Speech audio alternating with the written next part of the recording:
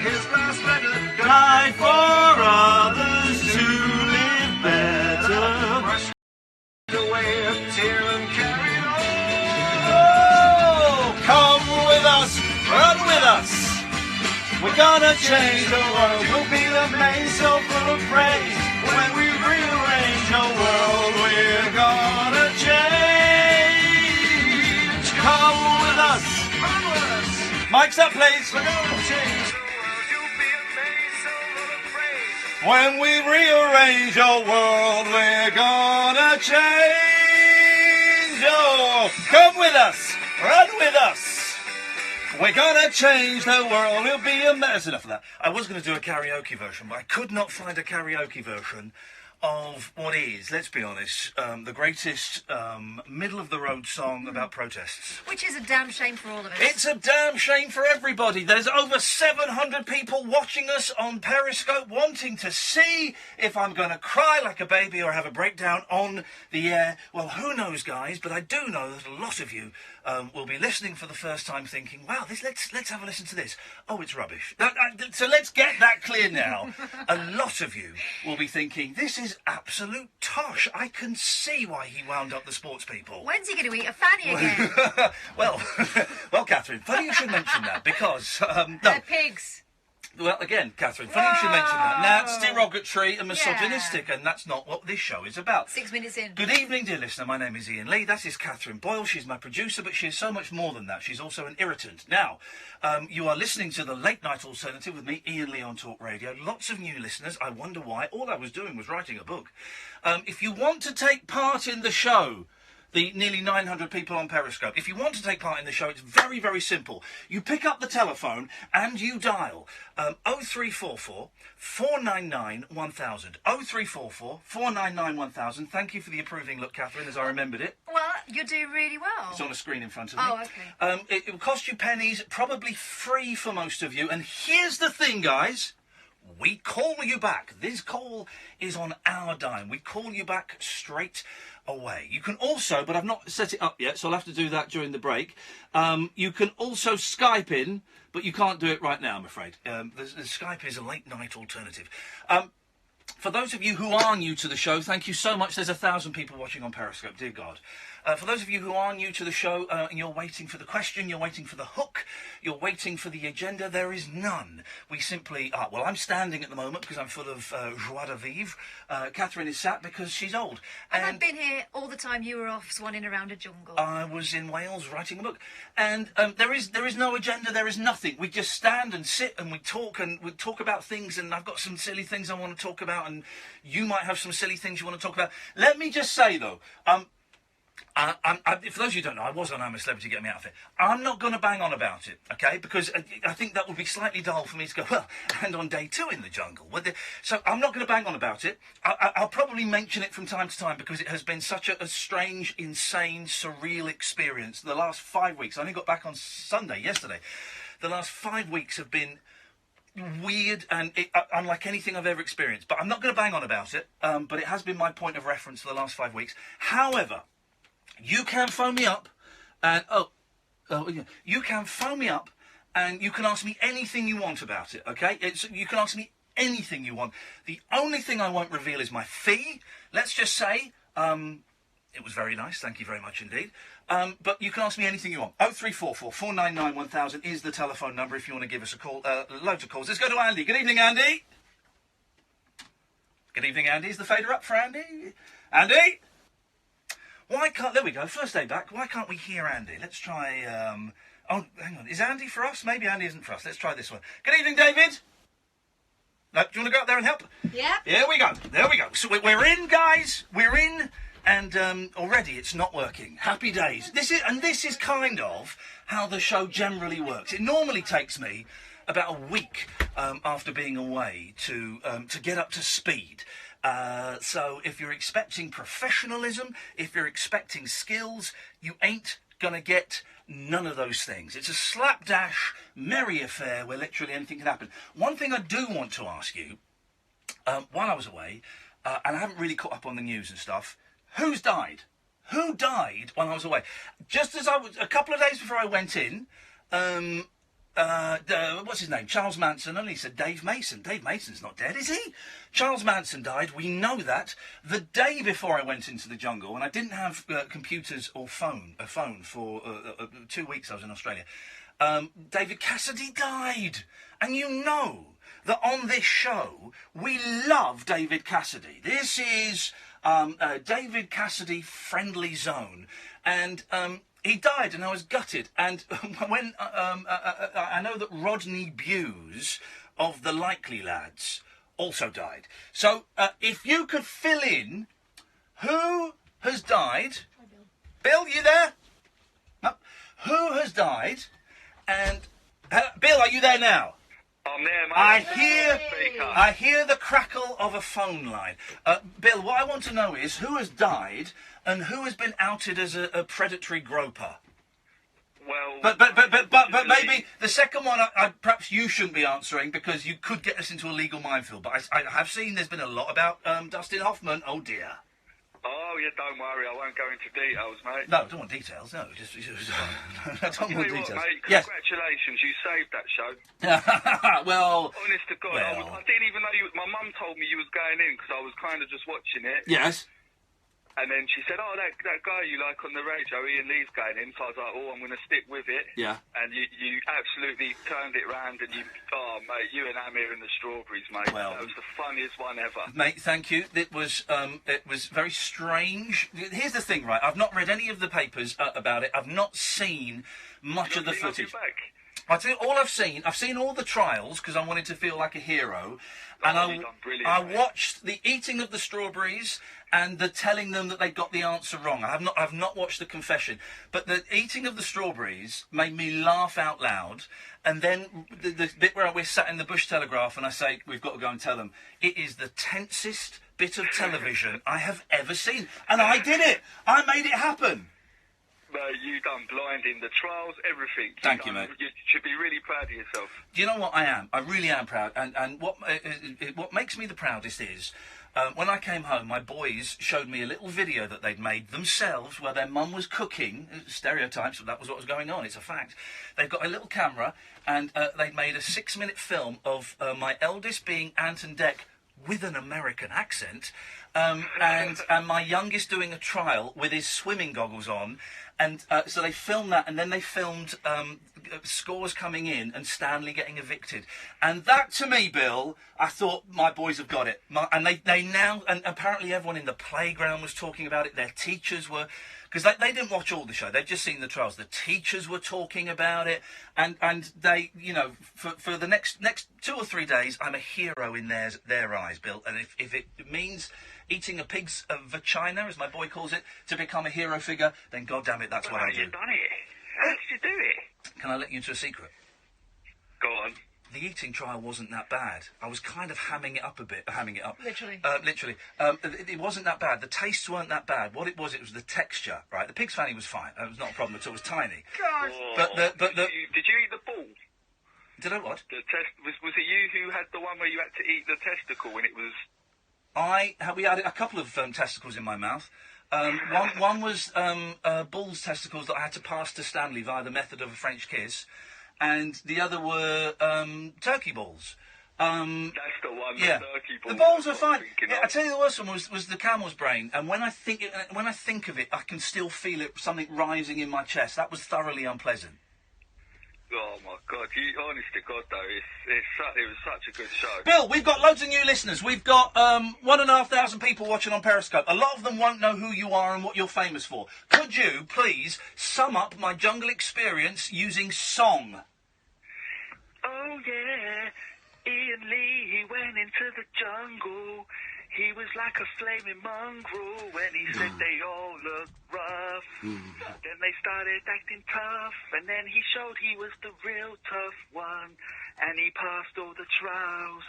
And he done it for the camp, but he's not camp, and Keith Chegwin died. Oh, Cheggers died as well, Bill. Yeah. Thank you very much indeed. I'm about that. Yeah, me too. I like Cheggers. Thank you, Bill. I like Cheggers. Always very, very nice to me. We're compiling a list of people who've died in the last 5 weeks. I missed it. Cheggers, 60. Sad. Same lung condition that Katie Price's mum has got. Oh, is that right? Yeah, apparently they got him and Katie Price got very close. Someone was telling me, I don't know how accurate this is. He was kind of helping her get through the process because her mum's dying of this exactly the same thing, and he was helping her get through the process of that. Cheggers, and I know a lot of people didn't like Cheggers. I liked him. I worked with him a couple of times. We were the two racists on Pointless, if you remember, and he was always very, very nice to me. And occasionally, the last time I saw him was at the Office. The premiere of the terrible Office movie, and I went up to him, and he was lovely. He always got time, so that's really sad. Poor old Cheggers. Right, we've got loads of calls. 0344 499 1000. Skype is up and running. Late night alternative. If it rings through and I don't answer, it just means I'm on a call on Skype. So I'll call you back a few minutes later. We're all groovy. This is the late night alternative with me, Iain Lee, and her Catherine Boyle on Talk Radio. Christmas on Talk Radio. I bid ye good speakers right down to the subtraction, please. We'll get you talking.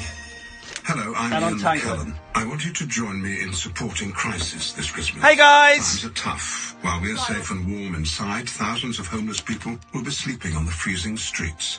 For just £26 and 8p, you can reserve a place for someone at Crisis at Christmas. You'll give them food, clothes and safety, and the chance to move off the streets for good. So please go to crisis.org.uk and give £26 and 8p to bring someone in from the cold. Thank you. What makes your Christmas? Is it beautiful new dinnerware for extra guests on the day? Hey Periscopers, there's loads of you. This is incredible. Thank you. I'm not going to be able to see all of your messages, but I'll try and come over during the break. No, none of my campmates are here, but I've just had a nice little... Catherine Boyle is Bet Gilroy. At the top. I would call her Bet Lynch. I know, but then I call Deirdre Rashid. So Yeah. The wild man of late night radio. The late night alternative with Iain Lee on Talk Radio. We have ways of making you talk. well, and we'll have a little stab there after the adverts. Don't worry, it's fine. It's all groovy. You know, when I come back after 2 weeks away, it takes me a week to get back in the New York groove. A week plus, I'd say. Well, okay, that's rude. I'm still not making the comeback from when I left the BBC. But being away for 5 weeks, 5 weeks where I went, let's be honest, I went nuts. You could not go not nuts. Huh? So it'll be a ramshackle show, but please join in. Oh, after midnight. After midnight, we've got a very special guest. Remember we had the guy on whose dad had got the message from the aliens in the desert? The new message from God? Yes, that's it. Well, we've got the dad coming on after midnight, and his son was so delightful and so polite and so wonderful, and we kind of thought, oh, let's get him on, and we'll have a good old laugh at this.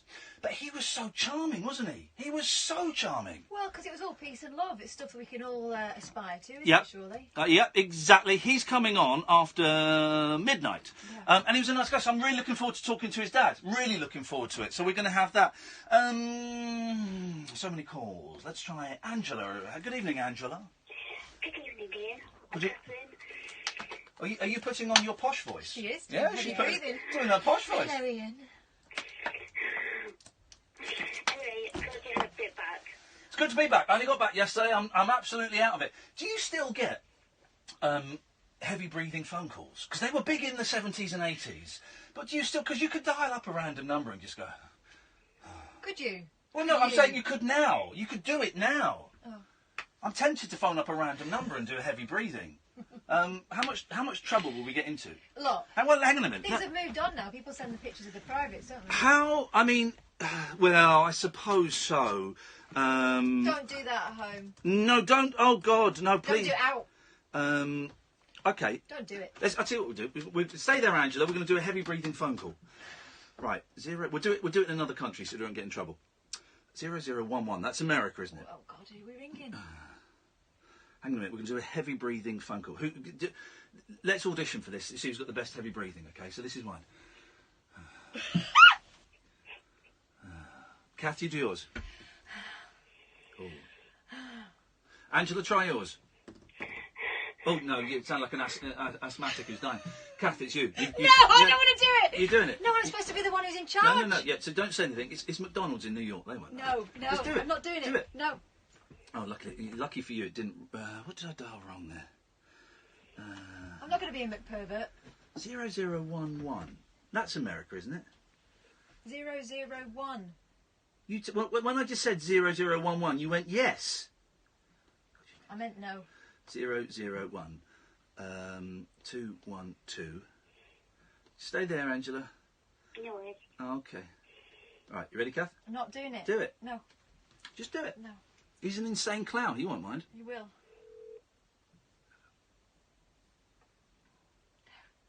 All right, you Angela, you do it. When they answer, do heavy breathing. Okay?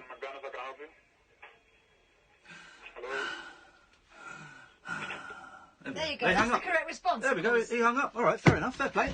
Okay, good for him. I mean, in the current climate... But he hung up quickly, which makes me think that guy gets lots of heavy breathers, because he knew what to do. Well, people are out of shape over there. Sometimes they're ringing up for takeout. I want a load of McDonald's. I want a load of burgers. I want to go large. I want to go large. Angela, what can we do for you on this fine evening where we've already broken 3 laws? I just wanted to say the jungle is very entertaining, especially the strawberry one. You bumlick. Yeah? Yeah. Yep. The strawberry one. Can I just say, those were the most delicious strawberries in the world, and I would do it again at a moment's notice. Forbidden fruit. Oh, they were wonderful. They were and that cream was so fresh. And I would do it again at the drop of a hat. As for them saying, oh, but it took it out of the mouths of the girls, we weren't worried. It was for the girls. 1 strawberry each is not going to get rid of the shakes. I did the math. It was literally 1 strawberry each. Get over you. In fact, if I'd have given you those strawberries, you'd have had like a sugar rush that would have been even worse. You'd have come crashing down the other side. You did them a favour. I did those guys a favour. Sometimes the taste is worse than none at all. Yes, it meant being ostracised by everyone and bullied for 5 or 6 days, but I would say those strawberries were so good. So good. Angela, thank you very much indeed. 0344 499 1000 is the phone number. It doesn't have to be about the jungle all night if you don't want. But if you want to call in and ask about it, because I understand that to some people it's fascinating, flicking through the papers trying to find stories tonight. I get mentioned in a couple of stories in the papers, and Rebecca does, and it's weird for me, because I've not read any of the papers, not seen any of the footage back, hardly any. It's weird for me seeing my name, bandied around in tabloid newspapers. I've made you a cuttings book. Here's Yes. what I think. Yeah. You don't want to see it for a bit. Burn it. I don't want to see it for a bit. I do know, it's weird as well, because when I was... By the way, I'm not burning it. That took me ages. When I was famous, it was for a very short period, and it was very, very low level, okay? So I think I was in the papers twice. Once because I had a stalker, and once because I gave a girl my phone number when I was going out with someone, and that was silly. But the press, the journalists knocked on my front door while I was away. They knocked on my mother-in-law's door. It's weird being at the centre of this kind of weird... It will end. I tell you, by the end of January, middle of February, everything will be back to normal, and that'll be fine, maybe even earlier. But it's weird being it. And also, I'm on Loose Women this Thursday. I'm on Loose Women. Me on Loose Women. And then I'm going to be the showbiz reporter for 2 weeks on GMTV, replacing Richard Arnold. It's unbelievable. What the hell is going on? The world has gone nuts. That's what we need. I was talking about this guy in the camp, and people were horrible. I was trying to describe what my show was like to people, right? And I said, well, it's kind of a bit psychedelic, esoteric. It's we don't concentrate. Already you've lost half. Yeah, well, exactly. We don't concentrate on like Muslim Trumps and Brexit, Trump and Brexit. We kind of avoid that, and we just let people come on. And they said, well, give us an example of who calls in. I said, well, we've got this guy that we call Racist Jonathan. Oh God! And I realised that was not the best call to start off with, because I think it turned off a lot of people. But he's here. Good evening, Jonathan. Evening, Ian. Good evening, Jonathan. What have you got for us? People who've died. Go on then. So far, we've got Cheggers, we've got Rodney Bewes, we've got Charlie Manson, and we've got David Cassidy. Luke Skywalker. Oh, shut up. No, we're dumping that. You can't... Come on now. That's a spoiler alert, guys. That's a spoiler alert. Sorry, guys, on Periscope. You see? He's spoilt the movie. He's not spoilt it. I kind of guessed that. I'll give you someone else. Yeah. Johnny Hallyday, the French Elvis. Shut up, no! Oui. Non. Oui. Non. Oui, c'est passé. Il est mort. Où est le mort? Il est mort. Combien, Il y a 2 ou 3 jours. Combien le mort? Combien? Combien le non mort? Combien la non mort? Combien le non mort? Passé, Johnny Hallyday, où est le passé? Combien? La semaine passée. Sur la table? Johnny Hallyday. Je ne sais pas. Johnny Hallyday, il mort sur la table? Non, dans le lit. Où est... Dans le lit? Je crois. Non. Il était malade. Et pourquoi? Parce qu'il fumait trop. Oh! Beaucoup de Français. Non fumier. Non, fumier. Non, la fumier, pour la journée holiday, il meurt. Oui, c'est très mal. Well, that's really sad. Yeah, really. That's really, really sad. I'm disappointed by that. Let's go to Paul. Good evening, Paul. Hey, Ian, you all right? Yeah, I'm good, thank you, mate. What you got for us? Where can I get one of those Ant and Dave Fan Club T-shirts? I've got one. They gave me one. They gave me one. It's funny because you'd say stuff in there, like throwaway lines, and then you'd come out and realise that the throwaway lines were the things that they picked up on. The one that surprised me, right, was when I had to do the Temple of Doom challenge, the underwater one I couldn't do. Yeah. And Amir said, Temple of Glue? What, they stick things on you? Yes. And we just went, no, Temple of Glue. Oh, OK, fine. And then I came out and I saw that Temple of Glue had become a thing and they'd made a game and they played it and it was insane. These literally 30 seconds of the day could become a feature. You know what I've got on the back of my Team Ian T-shirt? I do actually, but then you're that kind of girl. What? Sorry. Them's the rules. Yay. Who said that? You did. When? It's pretty simple. Them's the rules. Oh, was that when I was arguing with Stanley? That's when you were telling them all off for cooking and doing things they shouldn't have been doing. Oh, OK, yeah, well, I don't need you. That was early doors. Listen, I suggest you approach my good friend Scott Balcony and get him to make some hooky T-shirts. He'll do it for you. I wasn't gonna watch this yet because I want to put shit. Well, yeah, no, I couldn't possibly comment, but... When I heard you were going in, I thought, right. Now it looks double shit. I voted every time for you to say because I wanted you to win it. Mate, thank you. Do you know the percentage difference between third place, which is what I came, and second place? I know it wasn't much. 0.09%. Yeah. Imagine that close between third and second place. So who didn't vote? If you didn't vote, call in and I'll tell you off live on air. Well, thank you for that, mate. I appreciate it. I'm genuinely humbled. That's 9 million votes in the last show. In the final episode, 9 million votes. Isn't that nuts? Thank you, Paul. I'm humbled that people would bother to pick up the phone and vote for me. So thank you, mate. You're welcome, mate. Cheers, Paul. Ta-ta. 0344 499 1000. I suspect it's going to be quite jungle heavy tonight, but that's fine. I can dig that. Hello, caller on Skype. Hello. Hang on 1 second. I need to just do that. Yes, hello. Hello. How's your day, Ian? Yeah, my day's going very well. How's yours? Great. I got done whipping some niggers. So. Oh, dearie, there we go. Those kids again. This is the problem with the Skype, you see. So, apologies to anyone who heard that. If you're listening on Periscope, you get all of the stuff that is unbroadcastable. You won't have heard that at home, but just in case there was a problem with the dump button, as there often is, we don't encourage bad language on this show. We certainly don't encourage racial animosity or hatred of any kind, and that's what we got from that young girl there, and shame on her. Normally it's boys that do it. You sure it was a girl? Yeah. So if anyone heard that, sincerest apologies. Let's go to... got loads of calls. Let's go to Bob. Good evening, Bob. Hello, Bob. Hello, mate. How you doing? I'm not too bad. How you doing? I've got a bit of a headache, but apart from that, I'm tickled to do it. It's good to be back in my day job. It's good. And by the way, everyone on Twitter, I had, when I went in the jungle, 51,000 followers. When I came out, 81,000 followers. Now, 103,000 followers. And you didn't buy any of them? Well, but for everyone saying, oh, now maybe Ian can get promoted to a better slot. Oh, no. This is and always has been, for me, the dream slot. And that's not me, being humble. 10 till 1 at night, sometimes later if the show's going well. 10 till 1 at night is the dream slot for me. So thank you. Asked for. Yeah. So anyway, go on, Bob. Yeah, we got. Oh, well, I was only calling to see, you've done really well in the jungle. I'm not going to bang on about that. But you're getting a bit bigger. You're going to be on TV. Oh, yes. So if you end up being a host on Loose Women, I know that's not really... well, anything's possible these days. Is the Rabbit Hole still going to continue? Oh, the Rabbit Hole, for those who don't know, is a podcast that Catherine and I do. Catherine, could you explain the format of the Rabbit Hole, please? Not really. Oh. It's two people talking balls, and you can join in either on Periscope, you can Skype, or you can come along in person and say it to our faces. So it's a phone-in show, but we do it in front of an audience, and then we edit it down. Kath edits it down to 3 or 4 podcasts, and we put them out. You can find it on iTunes, usual podcast providers. And yes, no, it's happening, Bob. We're going to book some more dates in, but we've got a nice little tour coming up with Dublin in January and Belfast in January. And there's also Bath. Luton is sold out, and there's London, and London is almost sold out, and there might be one more. Brighton is all. I think Brighton may have sold out. And if you want to see the dates and get tickets, iainlee.com/events. Go there. But if you can't come, you can watch it on Periscope. Yeah, but we'll think less of you. We will. If you're in London, why don't you try and come and do a show in Peckham? Well, what venues have you got in Peckham? Well, there's plenty of pubs. Hang on a minute. If we're in London, why don't you come and see a show in North London?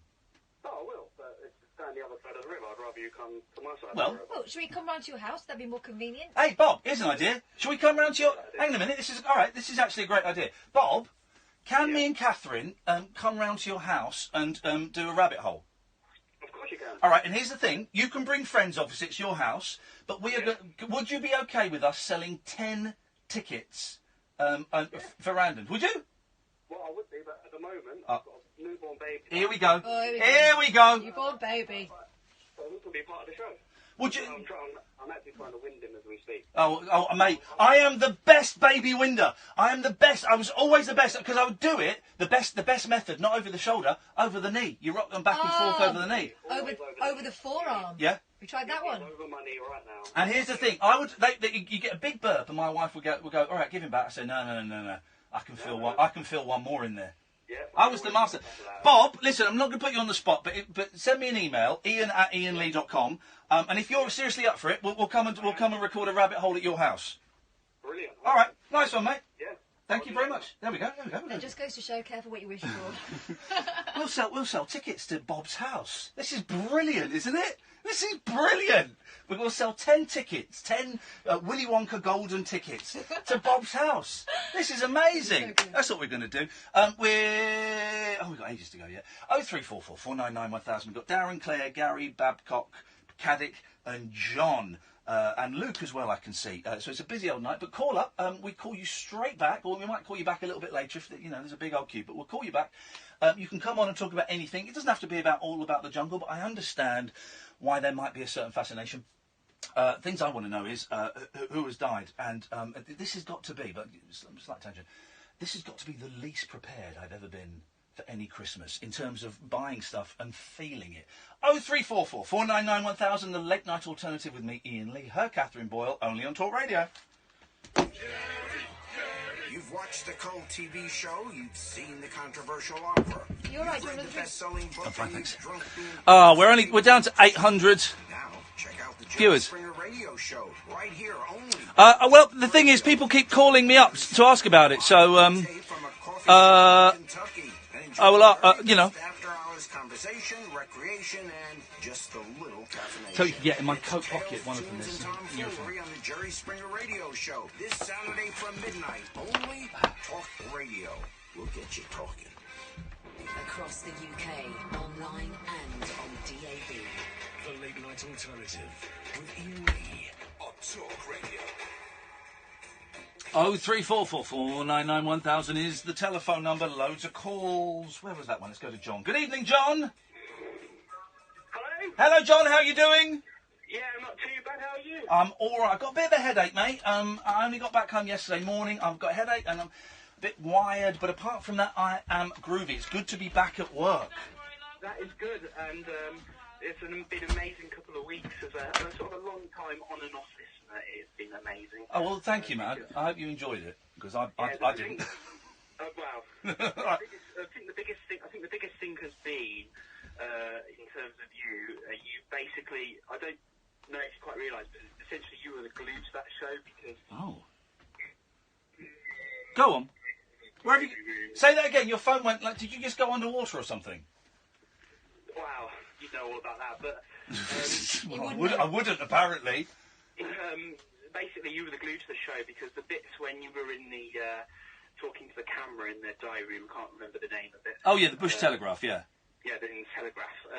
Essentially, those bits were the glue to the show, so, like... your link to the camera, I don't know if you realise, but essentially it was your show. I didn't know. Gluing the show together. And whenever you do those bits to the camera, or like when you you were the Prime Minister. Basically, Yes. you were just doing your radio show. Yeah, listen, the bits where I had a microphone stuck in front of me, so when I was the Prime Minister, when I was...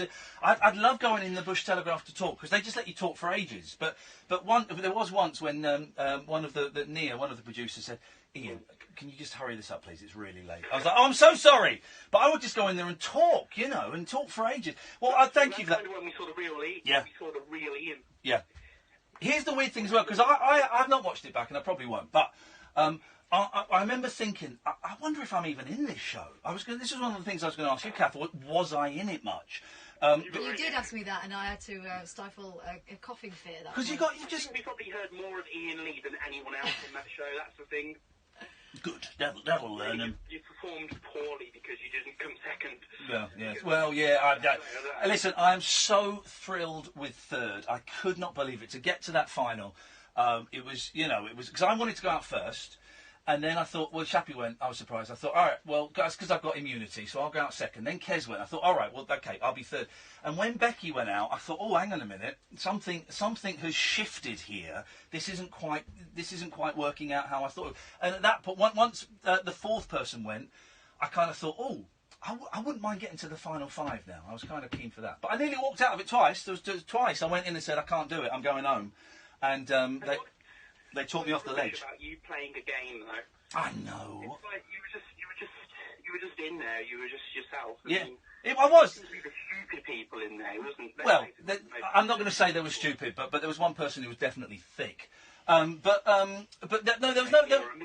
was no game playing at all. It's just we were very. I think it's like this kind of laddish jock sports personality versus this kind of geeky, book reading, slightly weird, lonely guy. So there was no gameplay as far as I was concerned. I had fun, and some of the, when we went out and we were interviewed in front of a camera and there was someone holding that camera, which didn't happen very often, I'd start showing off. And when you're there with Ant and Dec, you can't help but see if you can make them laugh. I thought that was the highlight of my week, going and seeing Ant and Dec and making them laugh. I think they really liked you, Ant and Dec, didn't they? Let's face it. Well, I just think they could both pay off my mortgage at drop of a hat. Because I think you alluded to an incident with Jamie the other week that didn't get aired. There was a couple of bits with a couple of people. Dennis Wise took me to one side and said, I've spoken to Amir about the strawberries. He told me it was 50-50, but I know it was all you. And I was like, wow. And then there was a bit after I'd found out I got immunity, and Beck said, oh, you're a game player. That's when the first game... And then I was doing something with the fire, and Jamie went, yeah, and you were spying on me, listening to me inside the Bush Telegraph. There are two Bush Telegraphs. I don't think that was aired. Do you think that's because the producers didn't want to... I don't know. Maybe they didn't pick up on it. I don't know. But what happened was, as I left BT2, as we called it, and I was excited because I got immunity, and I sort of punched the air. He came out of his BT and thought I'd been listening, and I was devastated because when you go in there, it's private except for the 12 million viewers. And he said, "Yeah, you're spying on me," and I thought he was joking, so I laughed, and then I went, "Oh, hang on, you mean that, don't you?"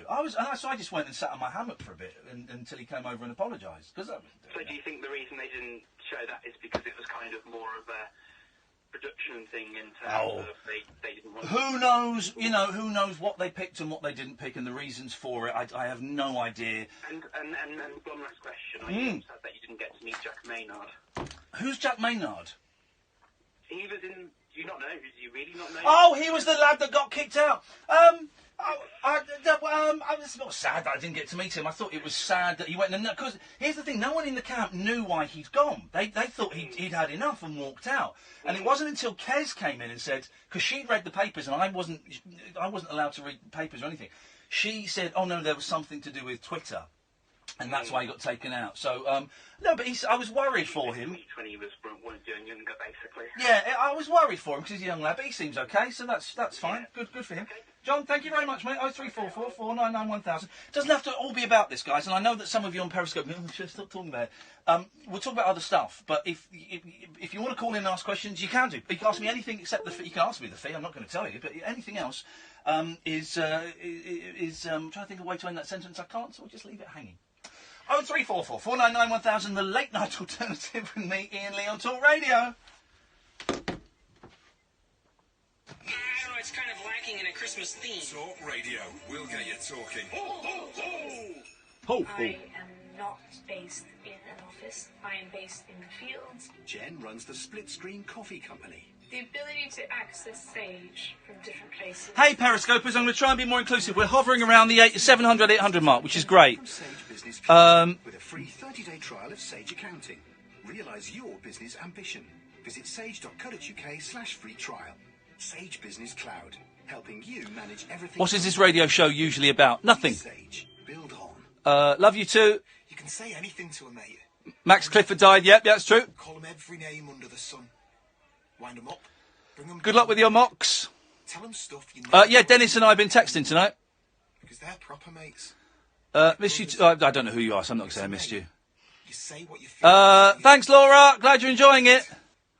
I love you, man. Do you know, I didn't use the word Jeff. And I meant to use the word Jeff. I used it a couple of times towards the end, but I thought, no, I didn't. And that's my biggest regret. UK, online and on DAB. Drive with Sam Delaney on Talk Radio. We'll get you talking. Ladies and gentlemen, start your engines. Fuel your appetite for adrenalised afternoon radio on the Drive Time show that's going all over the country. Thanks, you guys. No, Tom Petty was ages ago. Sam Delaney. It's the superior work-to-sofa transmission system with intelligent presenter technology fitting as standard. Delaney, live at Thanks, Sophie. Tomorrow afternoon from 4 on Talk Radio. We'll get you talking. The Late Night Alternative with Iain Lee on Talk Radio. We'll get you talking. You can call in about absolutely anything you want. One of the things I did in there was play really dumb games because it was boring. All the talk was about food because everyone was hungry, and we just played word games. I tried to get a game of tag going. I tried to. Yeah, I did. I tried to get a game of tag, and it was me, Amir, Jamie, and Dennis, and they were off to do like a workout. They kept inviting me to their workouts. I couldn't think of anything worse. I said, "No, does anyone fancy a game of tag? Huh?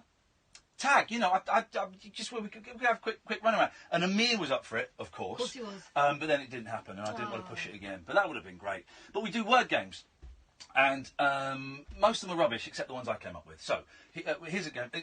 This is a game I made up. Famous Susans. I'll go first. Sarandon. Susan Boyle. Okay. Gary. Gatford. Yes. Gatford. Sorry, I do apologise. B. Anthony. Who? Susan B. Anthony. Who's that? It's a writer in America. Okay. David Badcock. Hello. Yeah, we're playing Famous Susans.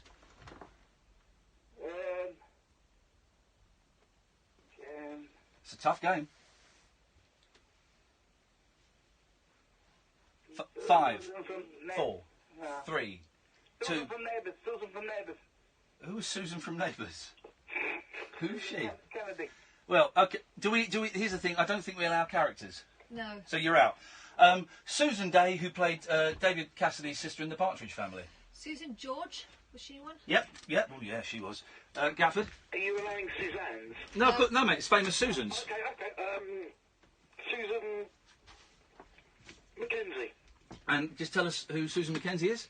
Kelvin's sister. Right, you're out, and that's it. And the game over. All right. I'll tell you what. We play a quick round of. This is a good one. Famous Nicks. I'll go first. Ross. Knowles. Gafford. Naughty. Yep. Oh. David.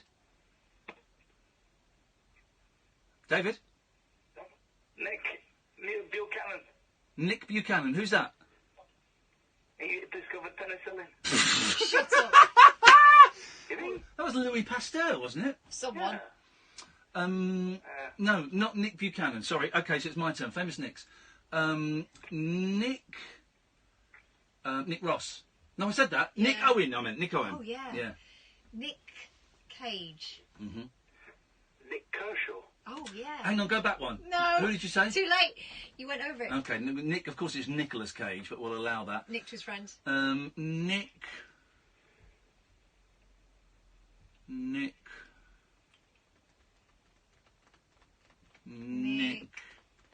I thought you were doing the joke that the bloke did. Yeah, okay. Nick. Yeah. Okay. I'm out. Kath? Yeah, I'm out. No, that's it. It's game over. Well, Nick Olodian. Who's that? The TV channel. All right, here we go. This is a fun game, and there's a time limit on this. We'll do 3 rounds without a time limit, then the 10-second timer comes in, okay? And you'll find the letter most used is the S and the M. We're going to play a game of Adamant, right? So what it is I will say, we start off with Adamant, you always do. This is mine and Jenny's favourite game. And then, Catherine, you would then have to name a group or an act that begins with T. You could say the Beatles, but also you could say the second word could be T. Do you know what I mean? Okay. I've got a good one. I'm going to go first. So first 3 rounds, not timed, and then we're going to go for the 10-second time. Okay. Adamant. To pow. You too. Well, hang on. Yeah. Okay. Yes. I have to do the spellings. David. Do Unlimited. Yes. Dion. Nana Cherry. Oh, Yeah, yes. Okay. David? Sex Machine. Sex Machine? That was my nickname at school. Let's assume Sex Machine is a band. All right, so now we're going to have a 10-second timer, okay? So, the Eagles. 1, 2, 3. Spandau Ballet. 1, 2, 3. Ting Tings. 4, 1, 2. This is an S. 3, 4, 5, 6, Smokey Robinson. 7, 1. Neil Diamond. 1, 2, 3. Dinah Ross. 4. What S again? You see, it's S's and N's. 4, 5. St Etienne. 1, 2, 3, 4, 5. Nina Cherry. Ends with an E. 6, 7, 8, 9, 10. Eraser. You're out, mate. What was the last one? No. You're out. St Etienne. Okay. What did you say, Nina Cherry? You're a dickhead. St Etienne. Right. Okay. 1, 2. The Everly Brothers. 1, 2, 3. An S again. You see, they're all S's. Spice Girls. 1, 2. Double S. You get bonus points there. 1, 2. Shawaddy Waddy. 1, 2. Y's are difficult. So yellow. 1, 2. Wham. No, yellow ends in O. 5, 6, 7. Orchestral 8, Manoeuvres in the Dark. 1, 2, Kiki 3. 1, 2, 3. Elton John. 1, 2, 3, 4. Nina Yeah, wasn't Simone. it? 1, 2, 3. ELO. 1, 2, 3. The overtones. 1, 2, 3, 4. The Budcock. No, shush. You're out, you idiot. 1. Zig Zig Sputnik. 1, 2, 3, 4. Kraftwerk. 1. Oh, double K, you get double points. Good one. The Kinks. 1, 2, 3. Sunita. 4. 1, ABC. 1, 2. Celine Dion. 1, 2, 3, 4, Shush. 5, 6. Nick Kershaw. 1. We've had him. Yeah, 7, different game. 8. To be fair. What game? Nick's. All right, yeah, fair play. Okay. Right, go on. 1, 2, 1. Oh, by the way, T's can't be the. I got that wrong. You can't say the. Wait. 1, 2, 3. Throwing Muses. 1, 2. That was a good one, wasn't it? 4, 5. Shalimar. 1, 2. Radiohead. 1, 2, 3, 4, 5, 6, 7, 8. Doctor and the Medics. 1, 2, 3. Sister Sledge. 1, 2, 3. Milky Brooks. 1. S. 2, 3. Shania Twain. 1, 2, 3. They're all S's and N's. 6, 7, 8, 9. Nelly Furtado. 1, 2, 3, 4, 5, 6, 7, 8, 9, 10. You're out. Come on. Down between me and Kath. What is the counting? Nelly Furtado. O's are difficult. 6, 7, 8, 9, 10. Yeah. Polymers. Well done. And that just shows how bored we were. Great game, huh? How bored are you now? I could keep going for like hours. I know, but you're a boring guy. David. Hello, my sweet brother. Yeah, Kath is here. Yes. Whoa. No, you cheeky. Yes. I've missed you. Okay. Have we spoken before? David, no, come on now, you old timer. David Babcock. Doesn't ring a bell. You don't forget me now, you're famous, have you?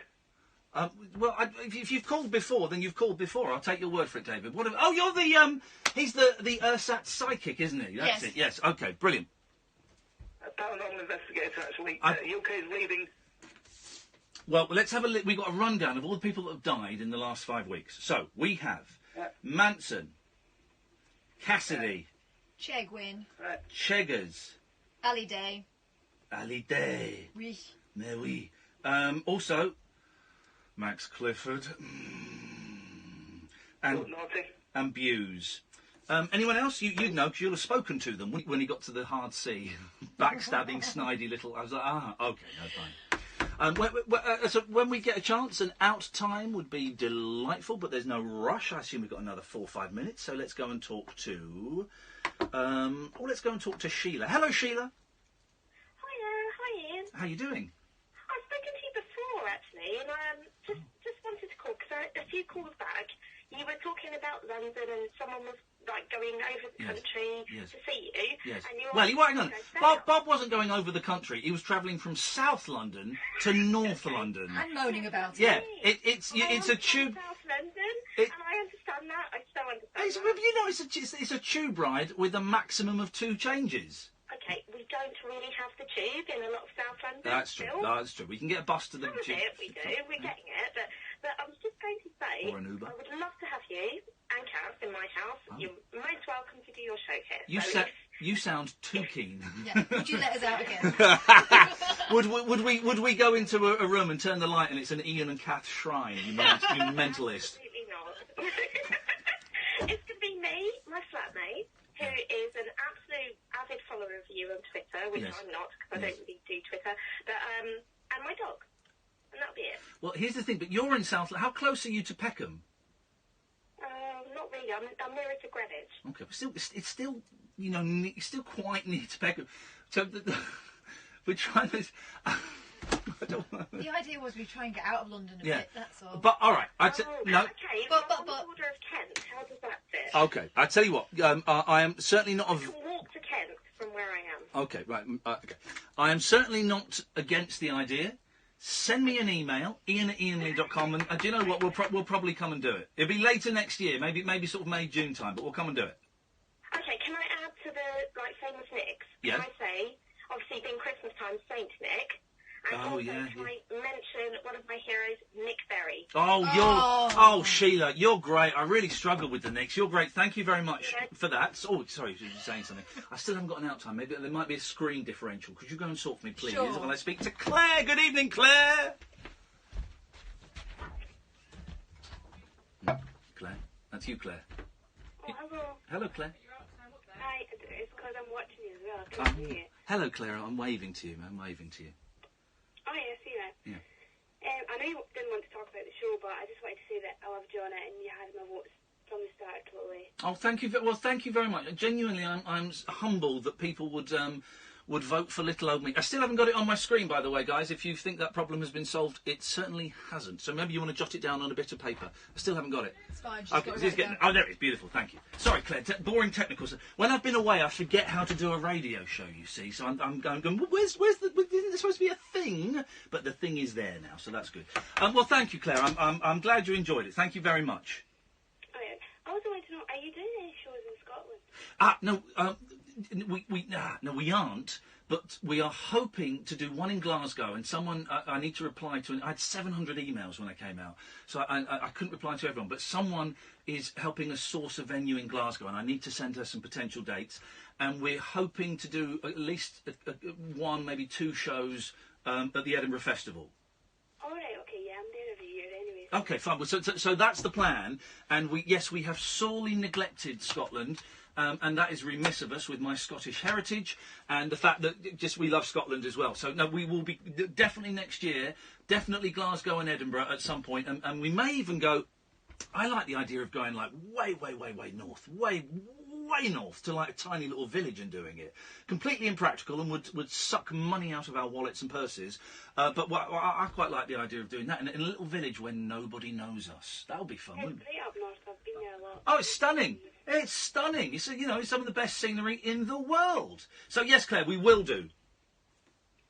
I was wanted to ask, what did you miss most about home, apart from obviously your kids? Apart from obviously the kids, I missed cheese and pickle sandwiches. I missed the freedom to do what I wanted to do when I wanted to do it. I tell you what I really missed, actually. I missed being able to go and be on my own somewhere. There was the only place you could be on your own was in the dunny, which was disgusting, but you still had to wear your microphone. So if I'm going to say something really crude, okay? Print this, Daily Mirror. If I did a number 2 for the whole 20 days I was in there. 5 times, because you just get constipated with the rice and beans. So you would quite often, I'm sorry, Claire, but you did bring this up, you quite often have to really squeeze one out. But you're wearing a microphone. So I would put my hand around the microphone and, and then I mentioned it to someone at the rap party and they said, oh, yeah, no, covering the microphone like that doesn't work. You can still be here. No, you can't switch it off. You're not allowed to take it off, although some people did. Stanley was always forgetting to put his back on. And you'd always hear, there were speakers in the trees, the voice of God. Stanley, put your microphone back on, please. But I missed having somewhere where you could just go and... But there were a couple of times I just wanted to cry, right? And there was nowhere to go and do it on your own, so I had to do it in front of a camera, which was weird. So, yeah, being able to go and sit on my own without being watched or listened to is what I missed the most. That's not really the answer I was expecting. What was the answer? What was the answer you were expecting? I don't know. Probably just your kids, family, maybe food. Hang on, you said kids were excluded. Yeah, well, I did, but then you said your kids anyway. I missed one of my kids. I missed them both. But no, it was that, it was a very strange, immersive experience. Claire, I've got to go because we're coming up to the news. Thank you very much. We've got loads of calls here. We've got Niall, Luke, Caddick, Andy and Darren. Get your calls in for the next hour because after midnight we're going to be speaking to a guest. So we're going to speak to Marshall Summers, who about 40 years ago was summoned to the desert where he received messages from aliens telling him that basically the world is screwed. And we spoke to his son a couple of months ago and he was such an interesting story. 0344 499 1000, the late night alternative with me, Iain Lee, on Talk Radio. Christmas. That was a good hour. Talk Radio. Very. When do we get paid? Talk Radio. We'll get you I'm just talking. going to have a little cry in the toilet. So all of our white Christmases have been gifted. Hurrah! But the hurrah doesn't end here. Pop into TK Maxx. The other big gifts at small prices. All the sparkle for Sue. Designer dishes for Glenn. Something dinosaur for Coco. She's dippy for the dinos. All for a total bargain. TK Maxx. Big gifts. Small prices arriving up to Christmas Eve. Decaf if we have any, please. Christmas. Made merrier with Sky Mobile. Yeah, Unwrap a range of unmissable offers, like the Samsung Galaxy S8 with a Tab A7 for just £30 a month, with 500 megabytes of data. Plus, join Sky Hey, Mobile guys. today and get a Sky Store voucher to watch our latest releases. Ring in a Christmas made merrier. Search Sky Mobile. Ends 28 December. 30-month interest-free loan and data plan required for handset. 12-month minimum term. 18 plus. After the news, yeah, I'll play a song, Pay-as-you-go please. calls and texts for non-Sky TV customers. Subject to status and credit check. Tablet Wi-Fi only. Add to basket at checkout. Skystore.com voucher. Terms apply. I had a bit of a migraine last night, so I'm a little bit out of it, so apologies. Phone calls. Christmas on Talk Radio. Talk Radio. 6 dead after US train crash. Severe fog. Yes, I'm back. Yesterday. Charlotte to start nursery. Good evening. I'm Andy Hayes. At least 6 people have died after a train careered off a bridge onto a highway below in America's Washington state. Officials say it's too early to know if speed was a factor in the derailment south of Seattle. The section of track where the crash happened had just been upgraded. State Governor Jay Inslee says details remain sketchy. No one knows what happened in this incident. I've had some preliminary information, but there's no conclusions that anyone can reach at all about any source. 2 people have died after a fire at a 5-star hotel on the banks of Loch Lomond. 200 guests had to be evacuated from the building when the alarm was raised early this morning. David McGowan from the Scottish Fire and Rescue Service has been updating reporters. The Fire and Rescue Service's condolences go out to the people who are involved in this tragic incident, and our thoughts are very much with the family and the friends of the 2 people who have lost their life this morning. A disturbance at a US airbase in Suffolk is not being treated as terrorism. Shots were fired by American personnel at RAF Mildenhall after a man reportedly drove into the gates there. A 44-year-old British man was arrested on suspicion of criminal trespass. Severe fog is forecast to hit much of the UK tomorrow, with possible travel disruption, including cancelled flights. The conditions are expected Can you to last. get Gummy Gary for me, please? Because I don't want to miss And him. the Duke and Duchess of Cambridge's daughter will start Gummy Gary's nursery calling, next and she's month. not. Princess I Charlotte will and I just attend don't want to miss him. Wilcox Nursery School in London, which says it's looking forward to welcoming the 2-year-old. Big brother Prince George went to nursery in Norfolk, where the family were living at the time. And the weather, severe fog forecast to hit much of the UK then as we head into Tuesday. Cold and frosty for much of England and Wales through the night, with the temperature dropping right down to 0. Warmer in Scotland and Northern Ireland. Talk Radio. The late night alternative with Iain Lee on Talk Radio. We have ways of making you talk. Yesterday. That's Imani Coppola, and I would sing that as to get to the trials. You have to cross these really high rope bridges, not the ones that you exited the show on, but the really high and horrible, really scary, would wobble. You could only go across them one at a time, and they would film you crossing it. And I made the mistake of the first time I did it, looking like I was bricking it, which I was. I've just remembered something I've got to say. Hang on a second, I'll tell Kath in a sec. And so every time I would go across the rope bridges, to make myself feel and look more confident, I would sing that song. So I just remembered something really funny, right? And it's so it's so funny. And I said we weren't going to talk about I'm a Celebrity all the time, but it's tonight. But it seems that that's what people want to do, so I'm cool with that, man. Don't worry. And you can ask me literally anything except the fee. And you know what? I might even tell you the fee one day. It was all right. Not as much as I expected, but enough good. So there was one trial I had to do, and it's the funniest one, where it was a Mia dressed as a cat. And I was watching on a screen. He was blindfolded, so he was dressed as a giant cat, and he had to go around this building and collect stuff, right? Yeah, it was brilliant. And again, mind games. Like, there's so many mind games in it, because at that point we were so suspicious and untrusting of the show that of course you're going to think there's spiders. You're going to think there's all that stuff there. And so there he was nothing going, there. what is there? And you're saying it's a big dinosaur. It's a big fluffy dinosaur. And he would say, it's so funny. Him, world champion boxer dressed in a cat, touching a dinosaur, and then going, I don't want to touch no effing bee snakes, right? and then every time he knocked something down, I would get electric shocks. And he would squeal. Yeah, right. So I would get electric shocks, okay, and I had a TENS machine on me. I'll let you into a secret. Half the time I wasn't getting an electric shock, and I turned to them. This is the only bit that was, as far as I'm aware, was faked. And I said to them, "It's not working every time." They said, "Just pretend." So there are some, when you see me running on the spot, that's a real one. When other times it's not. But what I was doing, well, okay. So I got home, right, and I see my kids, and they're so proud of me, and it's wonderful. Any parent, to have that much pride from your kids is wonderful. And my youngest, who's 5, 6 in January, said, I said, what was your favourite bits? And he said, I liked the bit where your friend was dressed as a cat. And I said, oh. And he said, yeah. And you got the electric shocks, and you would go like this. And this is a 5-year-old. Jesus! And I said, gosh, wow, okay. And I thought, let's not make a thing about it, fine. And then he was playing Lego Star Wars on the Xbox. And something went wrong. He went, Jesus! I said, right, okay, we're going to have this chat. Listen, it's not a particularly nice thing to say. And, I was doing it because I was in pain, and I shouldn't have done it. I shouldn't have said it, really. But, that was a genuine reaction from me. But it was the fun, it's the fun. Jesus! And it just shows you the impact that TV has on people. And it's slightly more because it's my son.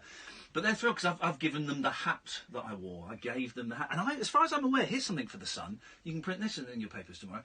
I'm the only one that got to keep my clothes. You're not supposed to keep your clothes. Oh, really? Yeah, they're supposed to give them back, and I couldn't work out why.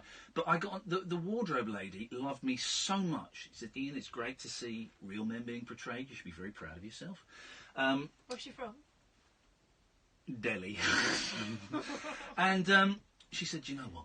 You can keep your clothes. So I've not got the fleece, and I've not got the waterproof, but I've got my shirt, my T-shirt, and my red trousers, and probably a pair of socks. Everyone gets the boots and the hat, but yeah, so I'm the only one that's got that. That could be very handy for next time you're eating something unpleasant. Will come in very, very... Well, the next time we go to Nando's. It's a joke, guys. I love Nando's. I'd love a black card.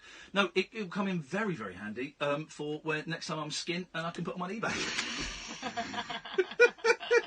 That's what it will come in handy for. I bet they still stink, don't they? How was it? Yeah, I've not washed. I've not washed them yet. And Don't even if you wash wash them, they'll smell of camphor. How is it? Listen, because it's all been about me. And for those new people to the show, Kath is the producer of this show, so she's the brains behind it. But she's also somehow muscled her way into being into this studio and being a co-presenter. So, how's your 5 weeks been? What have you been up to? Weird, very weird. Go on. I was watching my mate being tortured most nights. That's what it felt like. Oh, you mean me on we're mates? Okay. Yeah. Oh, really? And I had to be really careful what I said because the Mirror listened to this and lift bits. Hello, Daily Mirror. Stuff Who that we I love. said. We love the Mirror. We love this. I love all of those guys, but we love the Sun more because they own us, of course. Yeah. Promised to send me some money that I haven't. But it was very weird. Yeah. And I enjoyed some bits of it. Yeah. And I found a lot of it really hard to watch. You know me so well. You would have known when I was struggling. Yeah. And when I was miserable, proper miserable. Yeah. You would have known when I was hamming it up for the camera. As I did a bit, the Eaton trial was a complete ham-up. It was a wonderful bit of theatre. It was horrible, but there was no reason...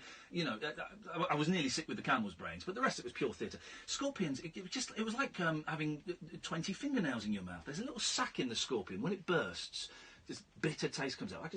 And you saw when I was hamming it up, and you would have known when I was being polite to people that I hated at that time. Don't hate anyone now, but at that time. Really hard watching people talking about you. Really hard. Behind my back, apparently. I didn't know any of that. I didn't know that. Thanks, guys. Yeah.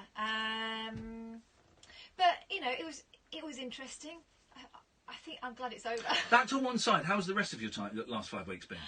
Interesting. I've had a few different presenters. I've had about three. Yeah, Tommy, I had 3 in a week. Rufus, and Jamie. Mm-hmm. They're all good. They're all good. All very, very different. They were great, and you know, considering I've worked with you for the last 5 years, pretty much constantly, it was an interesting exercise. But I kind of longed for normal. Yeah. And how's life? All right. Yeah. Whatever. I missed this gig a lot. I missed this gig. This is the dream job, you know. And so I missed doing this and being away for 5 weeks from a radio show. It can be career suicide. It happens to have been the alternative, the complete opposite of that. But we'll discuss that at a later date. But yeah, it can be career suicide, and I missed it. I just missed it. You know, there was it was twice in there when I was going to leave. I was ready to walk out. And what they do is the first time was the Saturday, so day 3 for me. Because you were one of 5 or 6 people that knew I was going in. You knew, my wife knew, my kids didn't know until the day I left. Our boss, Denny, didn't know. His boss knew, but Denny didn't know. Scott knew, my sister, obviously, and a couple of others. So you knew, because you got all the umming and ahhing, or should I, shouldn't I, and I think I'm going to do it. What the F have I done, Kath? Yeah. A lot. And so on the Saturday, the 3rd day in there, was after that awful swimming thing, which I couldn't do. And the initial excitement had worn off. And I just said, I can't do this. I've made the worst decision of my life. And I went in and said, guys, you've got to let me. I'm going to walk. And what they do very cleverly is they kind of insist. I mean, if I wanted to, I could have walked out. But they kind of suggest that you should sleep on it. And then the next day you go and meet the show psychiatrist.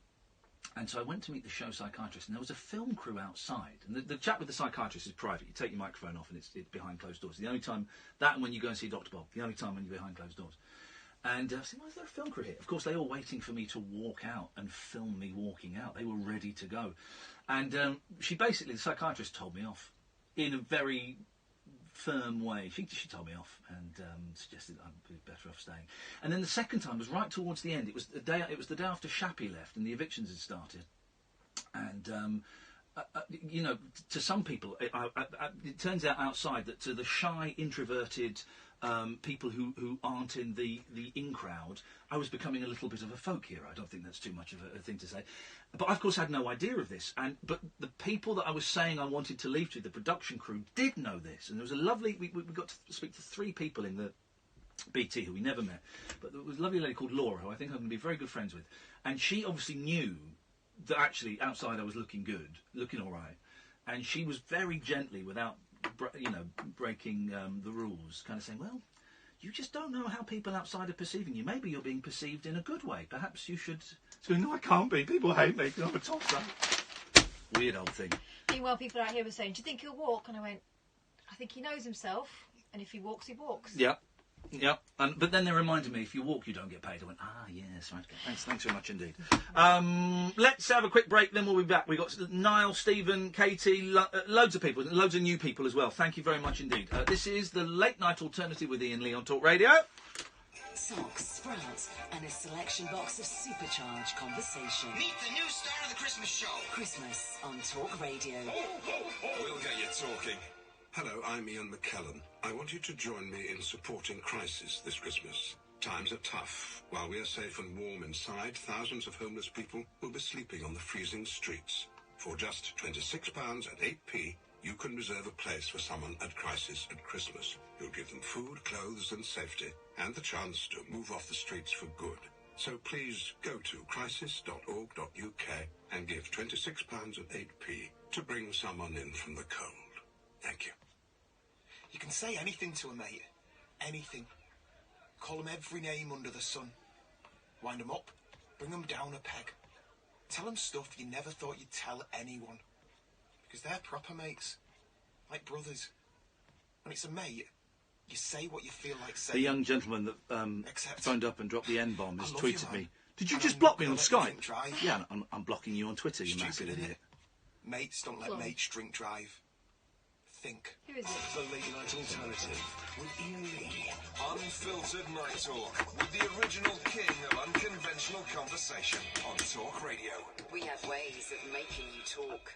I've been away for 5 weeks. For the first 2 weeks, I was in Australia. Before I went in, I had no mobile phone and no computer. I've watched some of the worst movies. Because I was in a hotel, wasn't allowed to leave the hotel. I've watched some of the worst movies. I watched the Chips movie, which is all right.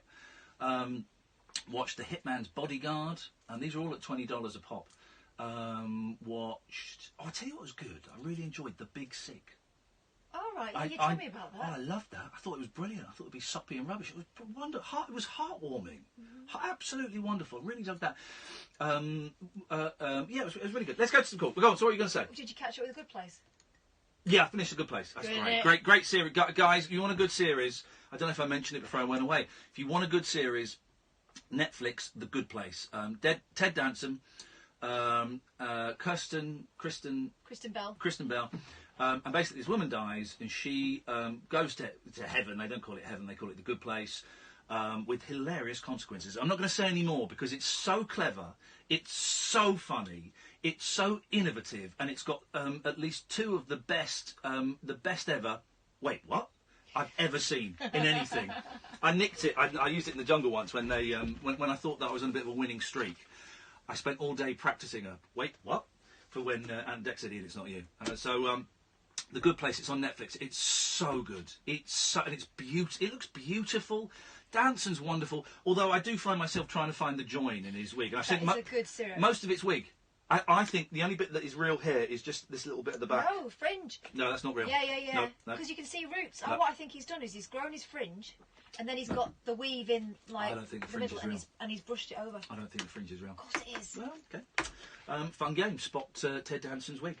Let's go to Stephen. Good evening, Stephen. Hello, Ian. How you doing, mate? I'm all right, thanks, Steve. What you got for us? Right. I've got two questions, Yes, sir. and I want to sing you a song. Oh, who wants to sing us a song tonight? This is a day of celebration. Wonderful. Right. So the first question is, when everyone comes out of anesthesia, everyone says it's the best experience they've ever had. Yeah. Isn't it one of the best experiences?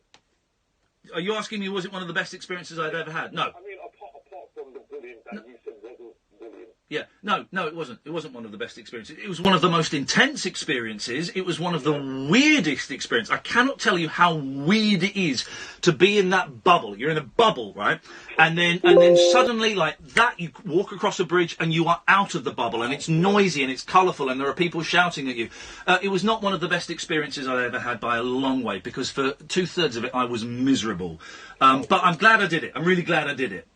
Okay. Second question. Yes, sir. How much weight did you lose? I think it was about 1.5 stone, and I've put about half a stone back on, and I'm kind of He keen. still looks skinny. I did, yeah. I saw a picture of me the day after I came out, because some guy asked me to hold a picture, say hello to his daughter on camera, and he posted that on Facebook. And I thought, God, you look ill. But I put half a stone back on, and I'm kind of keen to hover around that. But my appetite's gone. Your stomach shrinks, so everyone's talking about food in there all the time. When you come out and you go, you can have anything you want. I wasn't hungry. Isn't it also true that you get used to, like, cleaner or blander flavours. Oh God, the meals that we had on the last day, not so much for me because mine wasn't a particularly salty meal. But I'm really sensitive to salt now. Really sensitive to salt. That'll go. And tastes, and I'm enjoying this while it lasts. Tastes are so. It's like, you know, putting a rainbow into your mouth. Taste, my sense of taste is heightened beyond belief. It's incredible. Okay, cool. Thanks, man. Now can I sing you a song? Oh yeah, sorry, of course you can, Stephen. Yeah, of course. For those new listeners who have been wondering what this show is like, this is kind of it. Randoms phone up and sing songs. Right. Everybody sing. Hey, little hen, when you gonna slay a couple legs for my tea? Wow.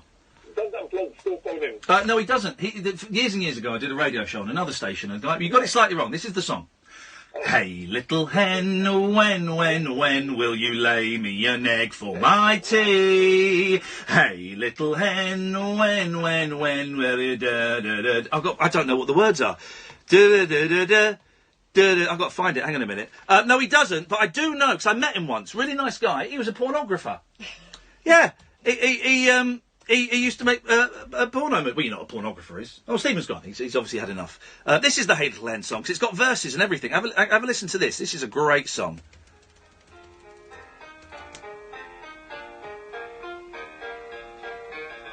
I don't like that version. There we go. This is the version we want. Here we go. This is a great song. Oh, is he not going to sing? Here we go. Little hen. He'll sing in a minute.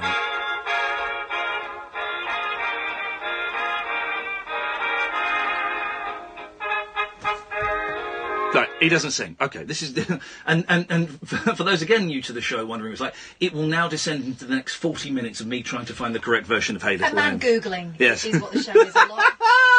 Here we go. This is it. Yay! Here we go. Take it away, guys. Hey Little Hen. Yeah. Hey. Oh, Jesus.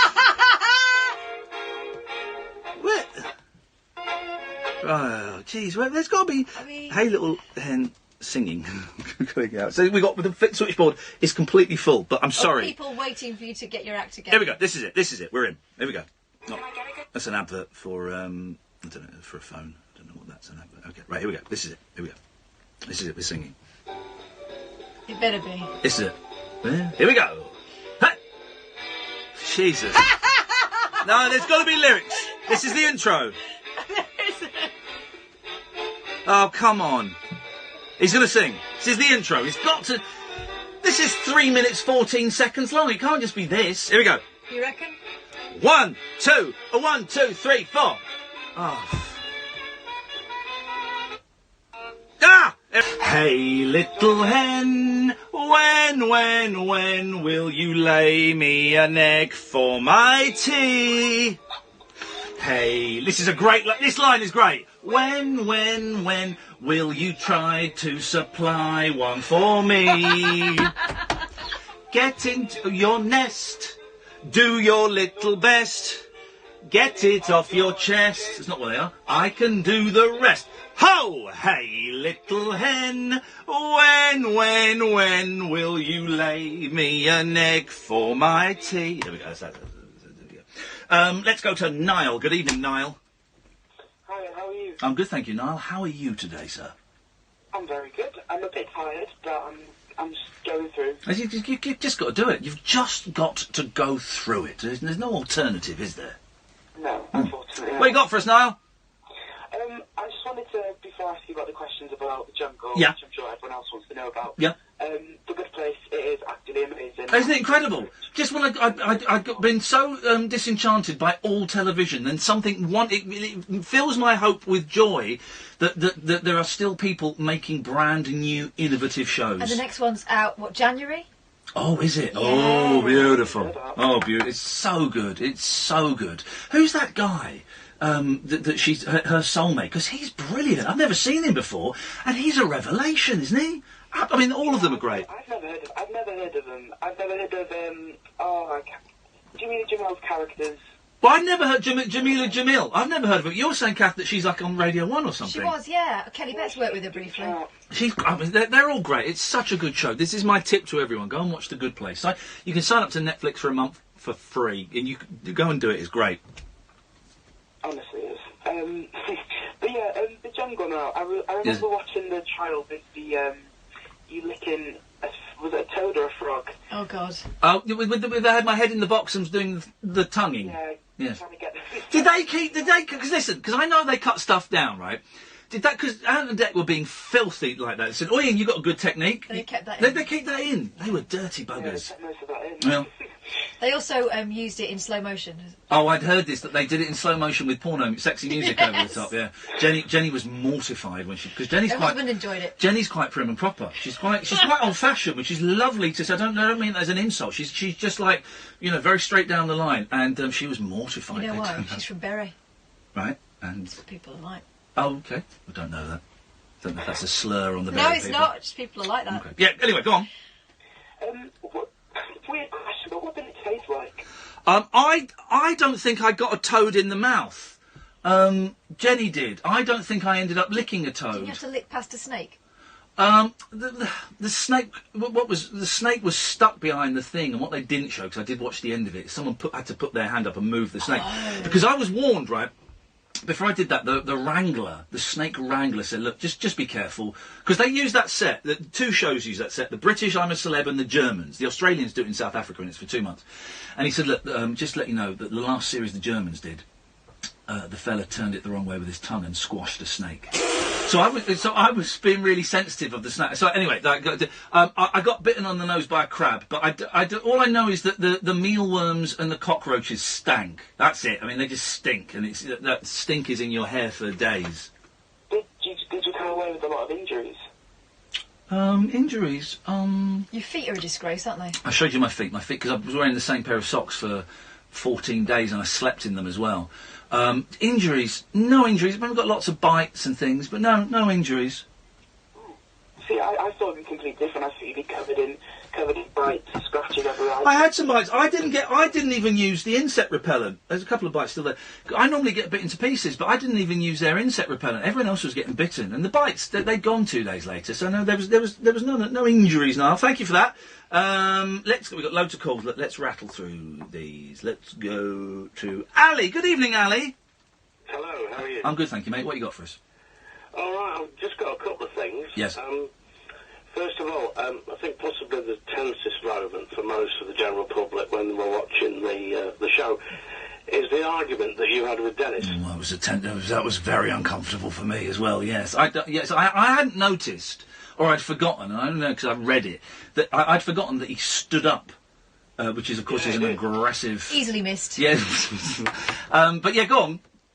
Well, the reason that I wasn't I don't know what to say, what I can say, what I can't say. You can say anything you want. The reason that I wasn't surprised, and I'm sure that you're aware of, and I'm sure he's nothing like this now. Yeah. But he's got some bit of a bad history, hasn't he? Well, I didn't know, but I've read a couple of stories since that people have sent me, and one for a violent incident, and I've spoken to a couple of people who know more about football, and they, said that he was an angry man, and I'm sure that's all in his past, and we've all got pasts. You're right. It was one of the tensest moments, and it was one of the few moments where I stood up for myself, and I'd gone into the Bush Telegraph before, and I'd said to Laura, this faceless voice I didn't meet, I'm going to go out there and say I want to do this trial, but I expect Jamie is going to get his dick out and start waving it in my face. I thought it would have been Jamie that would have kicked off. And she said, "Well, if you want to, been on the telly, that would have been something." And she said, "Well, if you want to go and do it, then go and do it. You should go and do it." And I'm really proud that I said I wanted to do it, even though I knew there was no chance of me doing it. And I'm really proud that I stood up to Dennis. Jamie was agreeing with him. I'm really proud that I stood up to him. And I wish that I had stood up to people a little bit more. I have to say, I'm on good terms with pretty much everyone now. I had a nice little text exchange with Dennis just before I came on air. I had a nice little text exchange with Becky, and we've made peace. I haven't spoken to Amir, and Amir is the one I am the most disappointed with because I thought we were friends, and then I've seen clips of him lying about me behind my back. So Amir and I were going to go to Pakistan together. We had a little plan to go and see Pakistan. So that disappoints me. And I'm upset with what Dennis and Jamie and Becky said about me behind my back and about what some of them said about me once they left. But I bear no grudge. There's no beef. There's no beef, Ali. No. There's no beef. It's just sometimes that you are... Because it happened to me recently, between myself and another mate of mine. Oh, go on. Where, and you know, in your little exchange, when you said, right, well, I won't do any more trials again for the rest of the show. Yeah. And that's when he got the big ump. Yeah, you did get the big ump. Don't say that. And that's exactly what my friend did in a way with me. And that's what those kinds of people I refer to as kind of, sort of not psychotic, but sort of very, very strange personalities. There were some personalities in there that certainly liked to control situations and environments. And when, I mean, listen, and he was a team captain and a manager, so that, you know, he's had 30 years, however long it was, 20 years of controlling people. You know, it was his job. And when things don't go quite according to their script, they can get very frustrated. But we kind of, I mean, I was pissed off with him, but we kind of made up afterwards, and I kind of made up because it was just easier to make up. I knew that I'd said what I wanted to say, and that I'd stood up for myself, and I felt pleased that I'd been able to do that. And I thought his argument was nonsense, and Toff stood up for me then as well. So here's what frustrates me. Go on. The lack of responsibility taken for any of it. It's all been pushed on. Yeah. And I'll give you that. When someone continually says, and it came up quite a lot, don't make me look bad. Yeah. Don't you make me look bad. Yeah. There was. Well, he said that then. Stop trying. He said because I remember because he used to say he would sometimes he would struggle for words, so he'd say what's name. He said, "Don't try and make me look what's name in front of all this," pointing to the cameras. And I was thinking, I didn't say it out loud, but I was thinking, mate, I'm not. You're losing your temper. Yeah. You're making yourself look what's name. I'm not, you know. And I know editing and stuff can tighten things up and slightly change perspective, but if you editing, say it, they can't show it. Editing can't. They won't be able to show stuff that you didn't say, which is why I was quite quiet for a lot of it. And maybe I think some people were expecting me to kick off more. But I just knew that if I... first of all, I was too intimidated to kick off, and I didn't want to. It's a family show. Well, it's a family show, and I didn't want to distress my kids. And also, I was so uncomfortable in there, Ali, so uncomfortable. Yeah. But also, I was... Here's the thing, right, and this is why I think I got called a game player, is because I knew it was a game show. It's a game show, right? And because I went in 5 days after everyone else, everyone had got into the mentality of this was their journey. It was a spiritual journey for some people, and they bonded and... And I never had that. To keep me sane, before I went in, and I may have said this to you, Kath, I went in thinking this is a game show, that where we sleep is a studio, and I made a point of going in and finding all of the cameras, finding all of the microphones that were hidden, always remembering I had a microphone. You said to me you were going to remember you were at work. Yeah, I was at work. And that's partly what the strawberries were, and maybe I'll talk about that at a later date, exactly why that happened. But when I got given immunity... First of all, I was annoyed because I wanted to go, and then I went, "Oh, it's a game show. I've got it again. I've forgotten. It's a game show." So I was bouncing around, going, "This is the greatest game show on television. The guys that are making this are geniuses." And that's when Becky went, "But hang on a minute. You wanted to leave 20 minutes ago. You're a game player." So that's where that came from. Yeah. But the whole time I was in there, pretty much, Ali, I knew it was a game show, and I don't think anyone else. Shappy mainly, but maybe. I don't think anyone else grasped that it was a game show. They took it as a spiritual experience that we were all kind of sharing. Great. You know, two things really quickly, because I know you've got a big queue. One is another great Netflix series I've just watched at the moment, Wormwood. Now, is this the time travel one? No, Wormwood is about, it's an Errol Morris documentary. Oh, yeah. Stroke drama. Yeah. About the scientist in America who was allegedly murdered by the CIA. Oh, no, I've seen that pop up on my... You may also like this. OK, brilliant, I'll have that. Yeah, really good. And the third thing is, it's just a request for a song, Strawberry Fields Forever by the Beatles. No, but I'll play Strawberry Fields Forever by Candy Flip. I hope that's OK. We'll put these two ads together, because we've got so many calls. I don't think we're going to get all of these calls in before midnight, but we'll have a quick go. Evening, Katie. Hello, how are you doing? I'm good, thanks. Katie, what have you got for us? You mentioned earlier on about, obviously, when you were in I'm a Celeb, Yeah. how proud your kids were. Yeah. Without sounding patronising, I think we're all really proud of you, because we've kind of been listening to you having your ups and downs lately, and I was dead proud of you. Oh, well, thank you, Katie. All the time. You were brilliant. Oh, that's very, very sweet. It's so weird to and I didn't get to read everyone's tweets. I read every email that was sent, although I couldn't reply because I had 700. And just the outpouring of affection, especially from, they won't mind me saying this because I identify myself as a slightly nerdy, perhaps slightly lonely, awkward, uncomfortable men of a certain age has just been, it's been a thrill. It's been a thrill. But everyone, I've appreciated everyone's support. Oh, you were fab, you were fab. And the other thing is that you played a song about the hen and the egg. Yes? There was one, I don't know if you remember this, I was on stage when I was about 5 years old, and I used to sing a song called Chick, Chick, Chicken. Chick, chick, chick, chick, chicken, lay a little egg for me. Oh, chick, chick, chick, chick, chicken, lay a little egg for my tea. There we go. I had one for my supper, and now it's 3:30.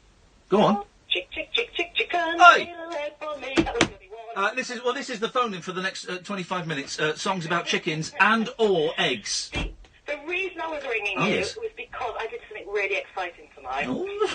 This could be anything. The first time, was it with a partner or was it solo? No, it was with a group of people. Wowzers! Here we go. We're in. It wasn't anything like that. Oh. I did a flash mob tonight. Oh, are they still a thing? Organised it. Wait, go on. What was it? So I have a choir in Ballycastle called the Halcyon Singers. Yeah. Okay, and it's been going on for about a year. I just thought it'd be really fun to organise something at the local shop, Morrison's. Yeah. So I got in touch with the manager about a week ago. We organised it. Yeah. So I thought they're all of a certain age. So Pat started it by the baked beans. It was very, very special. How many people did you have? 22. Oh, mate, that's brilliant. Well done. What did you sing? And, we sang "Oh Come All You Faithful." Oh. Morrison's generally in Ballycastle doesn't see much like this. Yeah. You know, we haven't seen anything like it. But so she started "Oh Come All Ye Faithful," and I got everyone to gather around the bread area. Yeah. And they all started singing it, and it was so cool. And I was wearing a Morrison's cleaning kind of top. Yes. And about 10 minutes before, random people coming in asking me how much the price of tuna was and stuff, and I had no idea. I have no idea. So we kept going, and we sang, and we had a great feedback, and it was just such a fun experience. Oh, brilliant. It was really great. So we've got a tweet of it, if I can possibly tweet Go on. you. Yep. Video. Yep. Is that all right? Yeah, of course you can, Katie. Okay. All right, listen, send me a tweet. I've got to move on to it. I've got so many calls. We're not going to get through all these calls, but we'll have a damn good crack at it. This is Talk Radio. We've got Christmas all wrapped up. You will not be getting a tattoo for Christmas. Yeah, Talk Radio. We'll get you talking. No, you say what you want to say. You won't get me into trouble. You say what you want to say. We wish to communicate with your leader. I'm Howard Hughes. Join me this Sunday night from 10 for a trip into the outer limits. Untwist the lid on Talk Radio's specimen jar of the psychic, the supernatural, and the simply unexplained. The unexplained with Howard Hughes. God, we've got so many. The switchboard's been full all night. On Talk Radio. Christmas. Made merrier with Sky Mobile. Yeah, Unwrap a range of unmissable offers, like the Samsung Galaxy S8 with a Tab A7 for just £30 a month, with 500 megabytes of data. Plus, join Sky Mobile I get it. and get a Sky Store but voucher I've to made watch peace our with the latest people, releases. apart from me. Ring in That's why Christmas I'm merrier. genuinely upset about it, because I thought we were Sky mates. Mobile.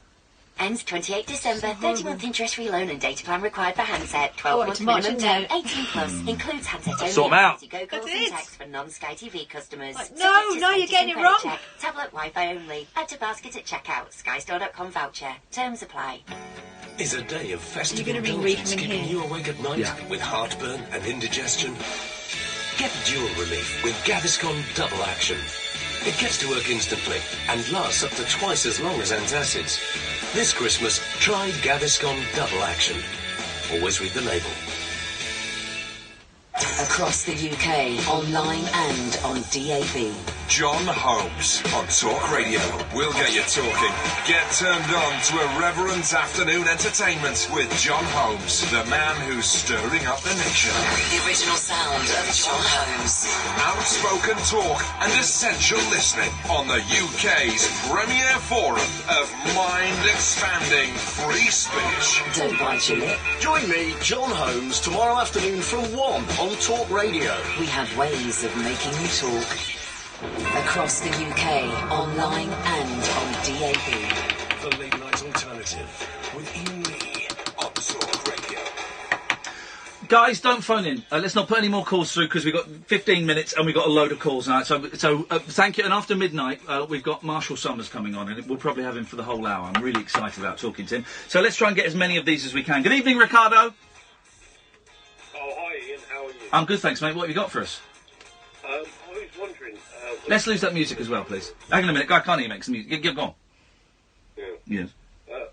When you came back from the jungle, what crisps did you have? Like the first crisp? I've not had any crisps yet. Oh, you're kidding me. There was a packet of plain opens that my kids had, and I had one of them. But I've not. Crisps were not top of my list. I can't remember the last time. What were your favourite crisps though? If you had to. Knick-knacks. Oh, really? I love knick-knacks. Pervert. No. Really? Spicy knick-knacks. Spicy knick-knacks. There we go. I love knick-knacks. What's your favourite crisp? It's a bit local radio, this, but we might as well. What's yours? Well, look, we're trying our best. It's McCoy's Ready Subsidies, which are very rare to find. Oh, McCoy's. We had McCoy's in the jungle. One of the treats was we got 3 crisps each, Jesus. And they were McCoy's. And I couldn't remember the name of them. When you're in there, your brain turns to mush and you forget. We were all struggling to remember names and all this stuff, and I forgot that. That's lack of food, isn't it? It's just, I don't know what lack of food and stimulation, I think. But they were McCoy's, and I was looking at this crisp going, what is this called? I know what this is. I couldn't think. So it was a McCoy's, thank you. But did it have the name on the packet? No, mate, we didn't have a packet you put in. Someone brought back a cloche and we opened it and there were 3 crisps each. Very peculiar. Gary! Hello? Hello, Gary! Oh, you alright? Yeah, how are you doing? I'm alright. Merry Christmas and Happy New Year to you and Catherine for starters. Thank you. Thank you very much. And well done for getting it right, because some people say Happy Christmas and a Merry New Year. That really gets my goat. Also, quite a lot of people call me Kathleen. Yeah. They're the same people that film in portrait. Last time we spoke, you wanted to punch me. Sorry? Last time we spoke, you wanted to punch me. Oh, I still want to punch you. How we got all of that now? No, well, I still want to do it. Oh, that's alright then. Thanks for calling back. What you got for us? Can I say, I lost the death sentence 3 months ago. Yeah. And it was late. I didn't know this till later. Yeah. They were related to Cray twins. What? Sorry, what? 3 months ago, I lost my best friend. I'm sat with his sister now. Yes. And they're related to Cray twins. I'm shocked, mate. How? In what way are they related? Cousins. Wowzers, there you go, you see. Well, that's, And do you want to say hello, Alice? No, she don't want to say hello. Okay. I don't believe she's there. Honestly. I don't believe she's there. No, she is. I Say don't know. hello, Alice. Say something. Hello, Iain! No, she said something. She said no. Is it you with a wig on? No. Okay. No, I was shocked. After this phone call, am I going to get another 2 months of passive-aggressive tweeting? I never saw passive-aggressive tweet off me. I never gave passive-aggressive tweeting. Yeah, you did. No, I didn't. Yeah, Gary Wood on... Yeah, you tweeted me. Tweet. You tweeted me. I never tweeted. Yes, you did. No. Okay, let's take your word for it, but inside I'm not. Well, aha! We've gone from a definite to a maybe. I know you did. You sent me loads of tweets. Basically having a pop. Send me tweets.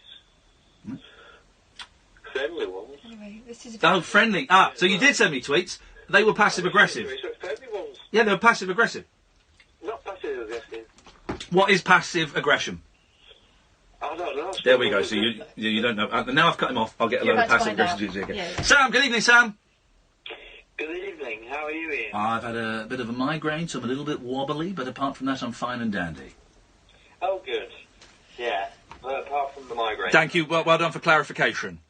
Yeah, that's good. A couple of questions, really, about your time in the jungle. Yes. Before bored about answering. Hey, people want to talk about it? I'm happy to answer the questions. Of course I am. But, would you consider writing a book on your time in the jungle? I don't think it would sustain a whole book, but I have been writing a book, and that was my pretense for being away. I've been writing a book where every chapter is about a different TV show that I've worked on, and I've got about 25,000 words. I need about another 55,000 words, and there will be a chapter on the jungle, yes. Oh, good. Yeah, I've been writing a book myself. It's hard, isn't it? Yeah, it is hard. You've got to put loads of words in. Yeah, you just sit there with writer's block. I can't do it. I've got to about 35,000 words, and, yeah. I can't do it. I haven't got the... Well, I can do it, but I haven't got the temperament to sit down and focus on something like that all day. No, that's because you're usually screaming, getting an electric shock, isn't it? Yeah, that's it. That's exactly it. That's.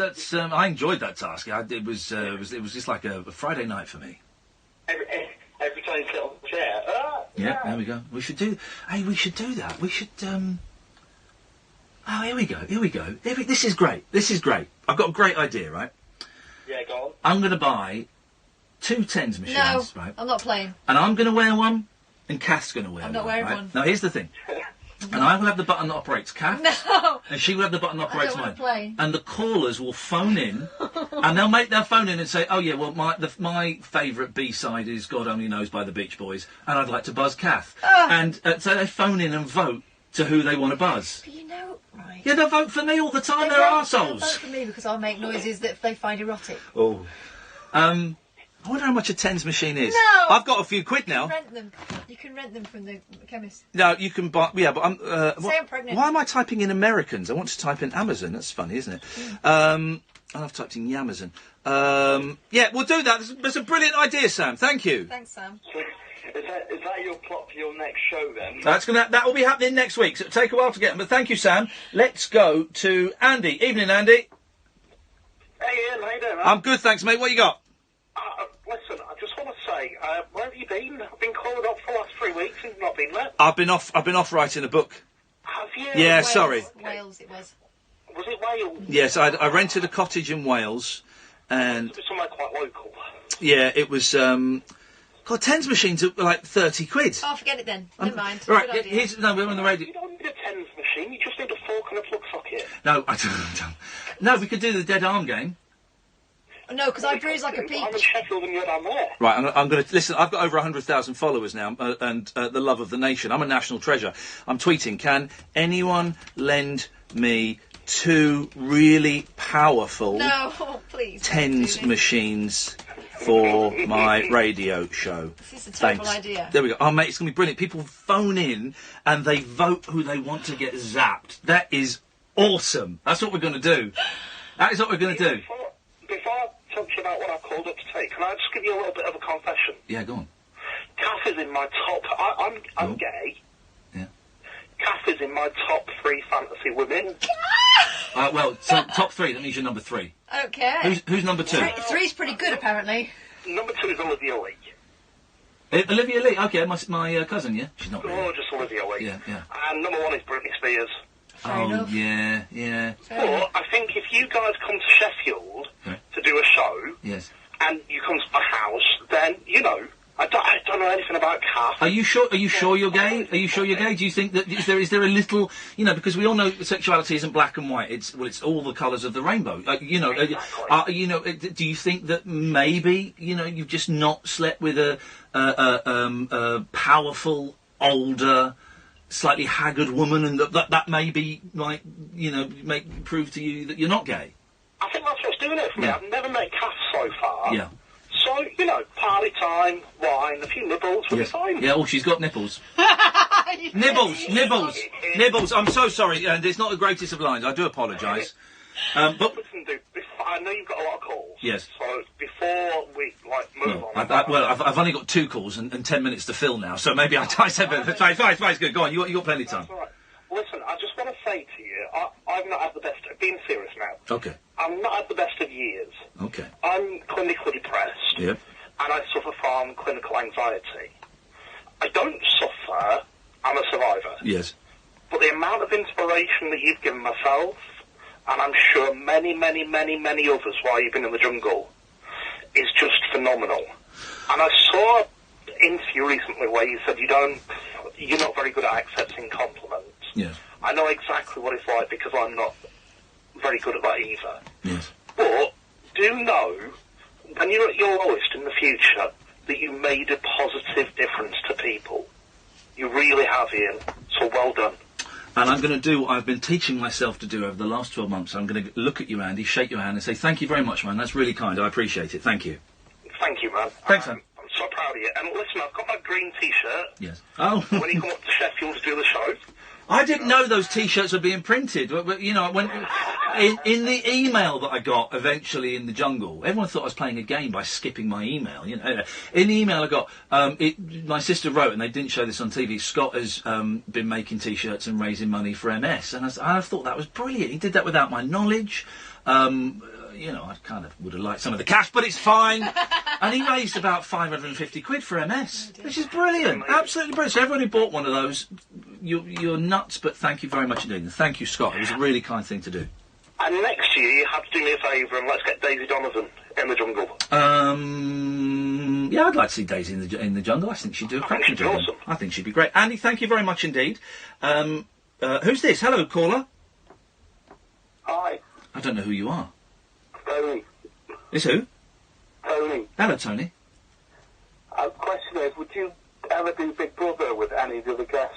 Here's the thing. We all talked about it while we're in there. We talked about the reality TV, and so I had been offered I'm a Celebrity 4 times before, and always turned it down. And then this time, because of certain circumstances, I approached them, and they still wanted me. And a few others had been asked before. And we all talked about the other shows that we would do, and everyone said they wouldn't do Big Brother, except for me. I went, if the money was right, I said, I know it's a freak show, and that it's all about arguments and sex. But if the money was right, yeah, I'd do Big Brother. I don't think they'd ask me now. I've done I'm a Celebrity, but I wouldn't have a problem with going in the Big Brother house now.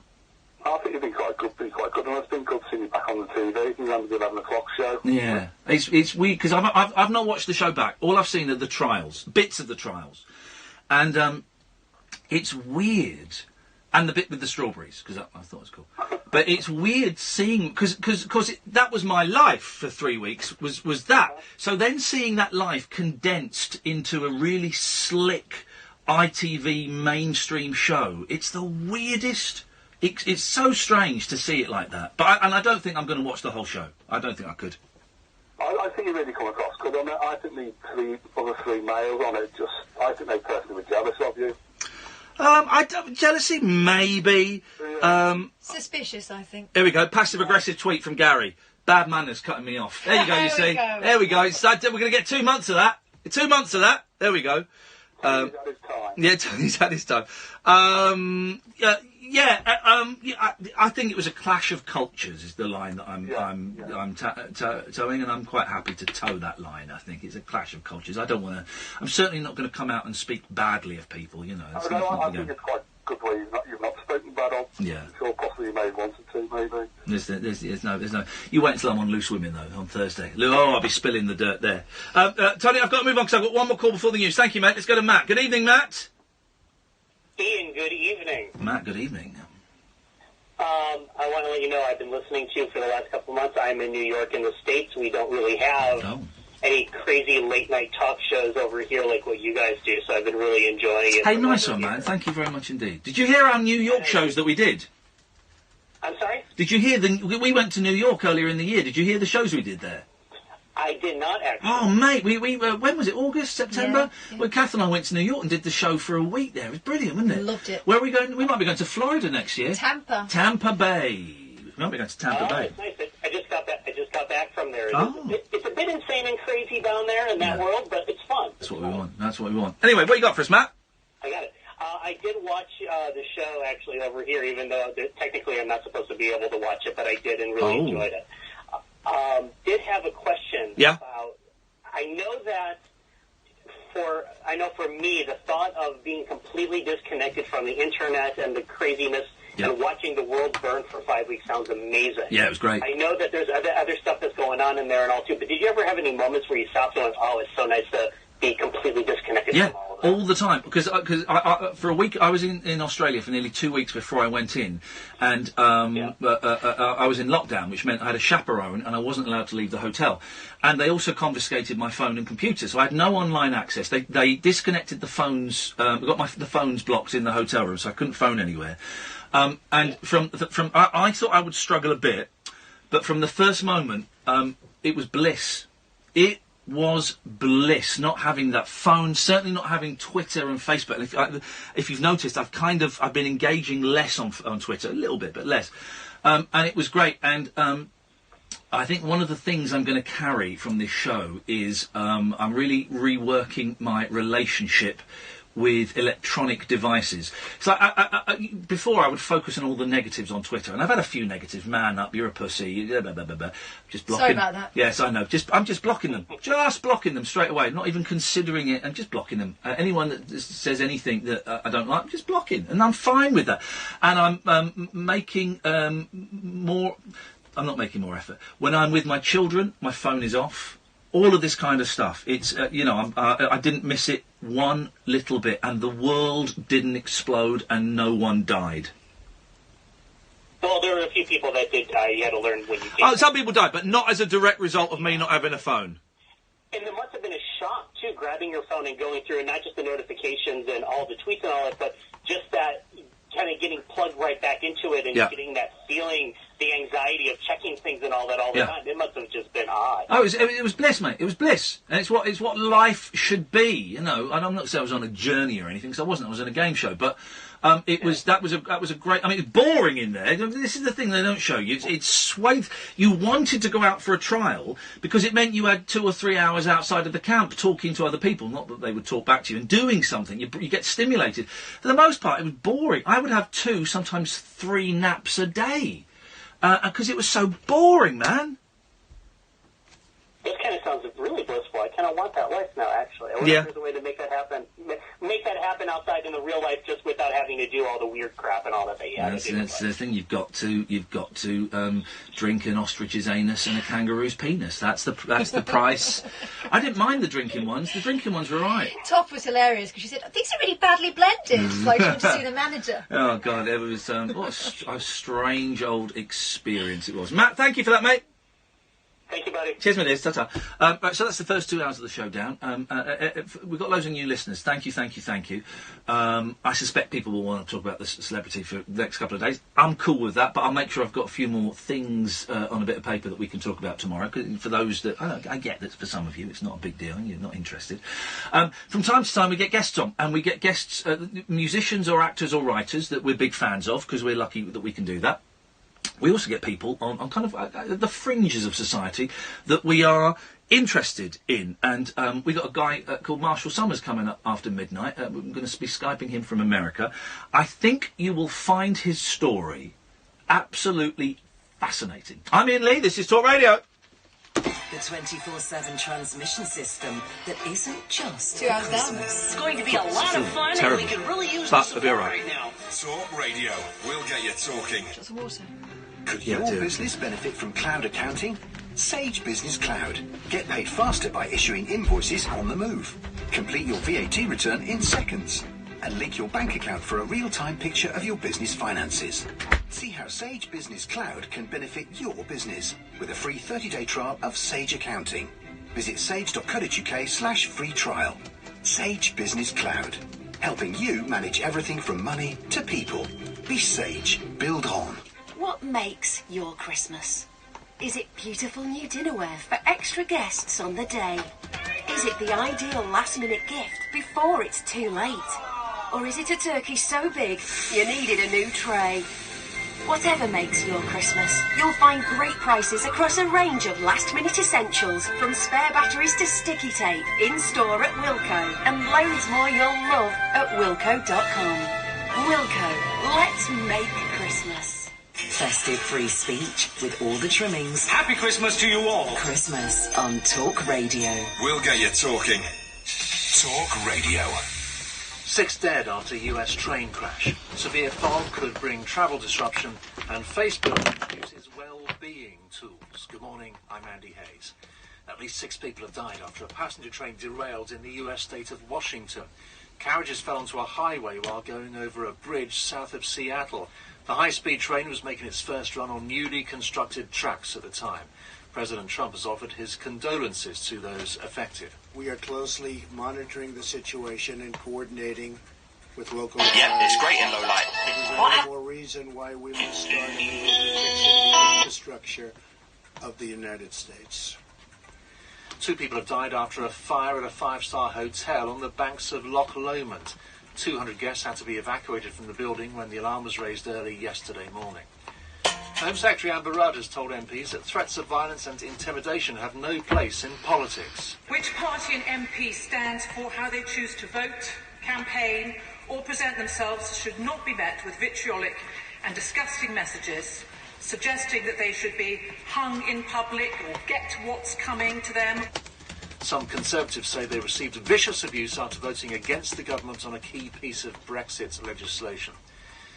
Travel disruption is being predicted as severe fog is forecast across much of the UK today. The conditions are expected to last until about midday. And Facebook is introducing a take a break feature so users can erase their ex and avoid being reminded of them after a breakup. It's one of a range of new well-being tools after an internal study found that using the site leaves some people more miserable. And the weather, severe fog forecast in much of the UK as we head into Tuesday. Cold and frosty for much of England and Wales through the night, with the temperature dropping to 0. Warmer in Scotland and... Thank you, mate. Hey, Knowles. Having your launch when I was away, you got off lightly, buddy. You got off lightly, buddy. Someone, a couple of people, sent me on Facebook, Daily Mirror Online. Nick Knowles shocks Lorraine viewers by singing like a drunk man on live TV. I missed that.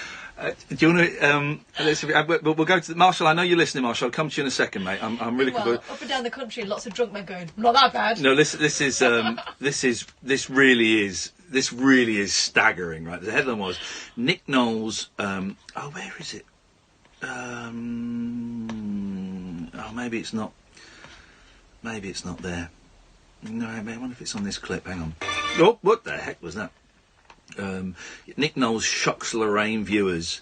By the way, Lorraine tweets me now. I think I'm going on there at some point. I know Scott was on there. My sister was on there. Scott Balcony. Seeing Scott Balcony doing the Richard Madeley pose on the sofa, 2 arms over the back, casual. So Lorraine's a friend of mine now. So is Nadia from Bake Off. We've been texting each other. She's going to bake you a cake with strawberries. Just so you know. I want some of that. Okay. So I'm going to meet her for a coffee in the new year, and she's been texting me, and there was one point where I said the Serenity Prayer on television, and she was so impressed by that, she's put that up in her hall wall. I don't know why it's not in the living room. It's a little bit, that's not for me to say. But so Nadia from Bake Off, isn't that incredible? Lovely messages of support from Chaz and Dave, and Gordon the Gopher as well. So it's all... Dick and Dom? I love Dick and Dom. They're great. And Mark and Sam as well sent me a little message. Did they? Yeah, I like those guys. I've always bigged up those guys. I think I've bigged them up on air. I love those two. I think they're so funny. And anyway, so basically what I'm trying to say is I'm friends with Nadia from Bake Off. What you're saying is, Kath, chop liver. Whoa! Kath's chop liver. Sorry. She's not got a blue tick. Now I've got some proper friends. Well, technically it's a white tick. Everyone's got a blue tick now, because I saw a load of blue ticks that followed me, and I looked at them and went, nah. So you should be absolutely gutted. I am. Good. Right. So.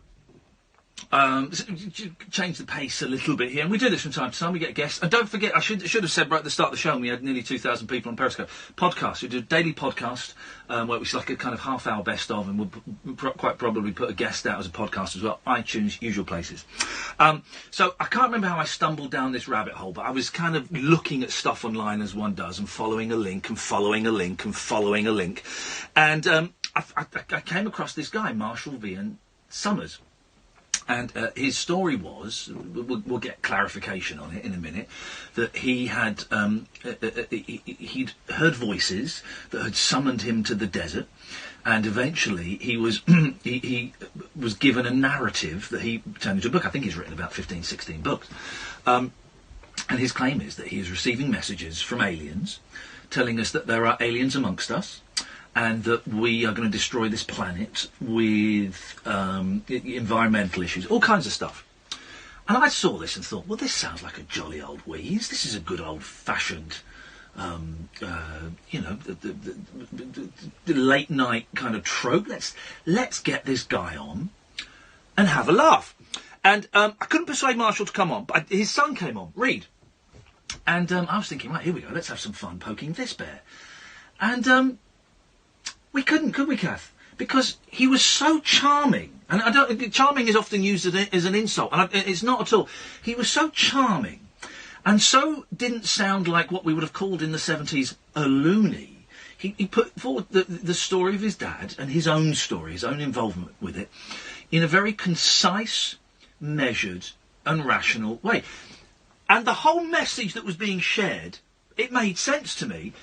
OK, one could possibly argue that the way the message was received was, the voices in the desert. OK.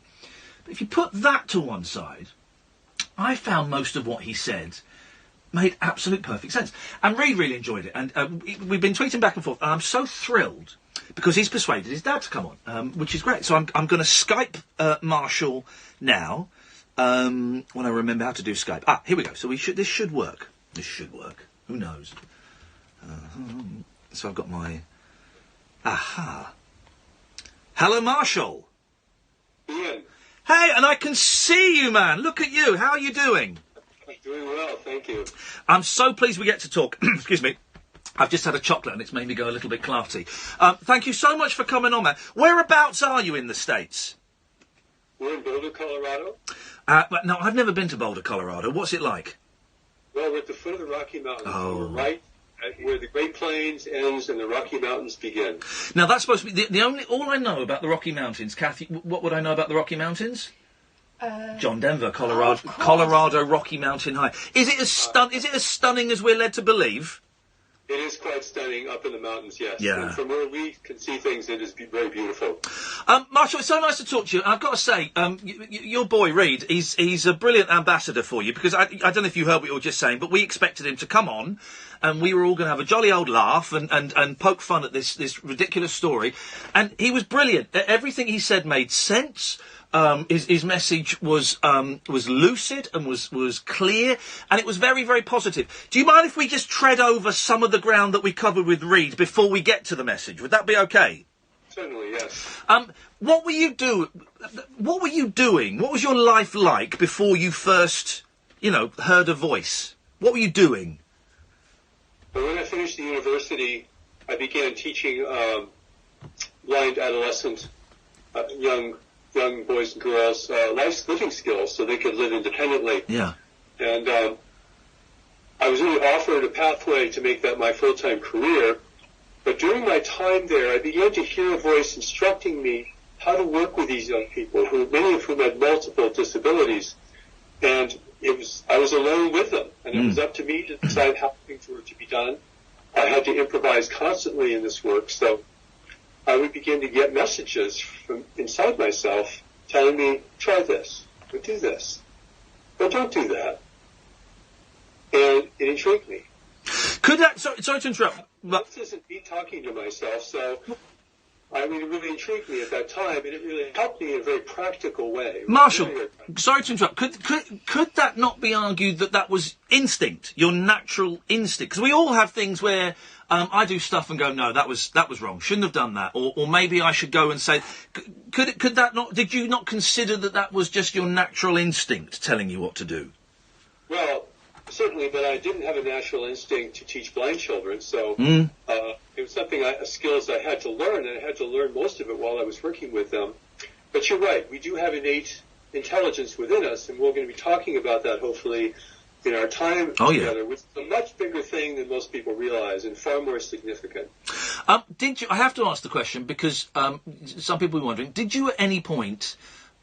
worry that you were perhaps mentally ill when you're hearing voices in your head? Did you go and check it out with a doctor or anything?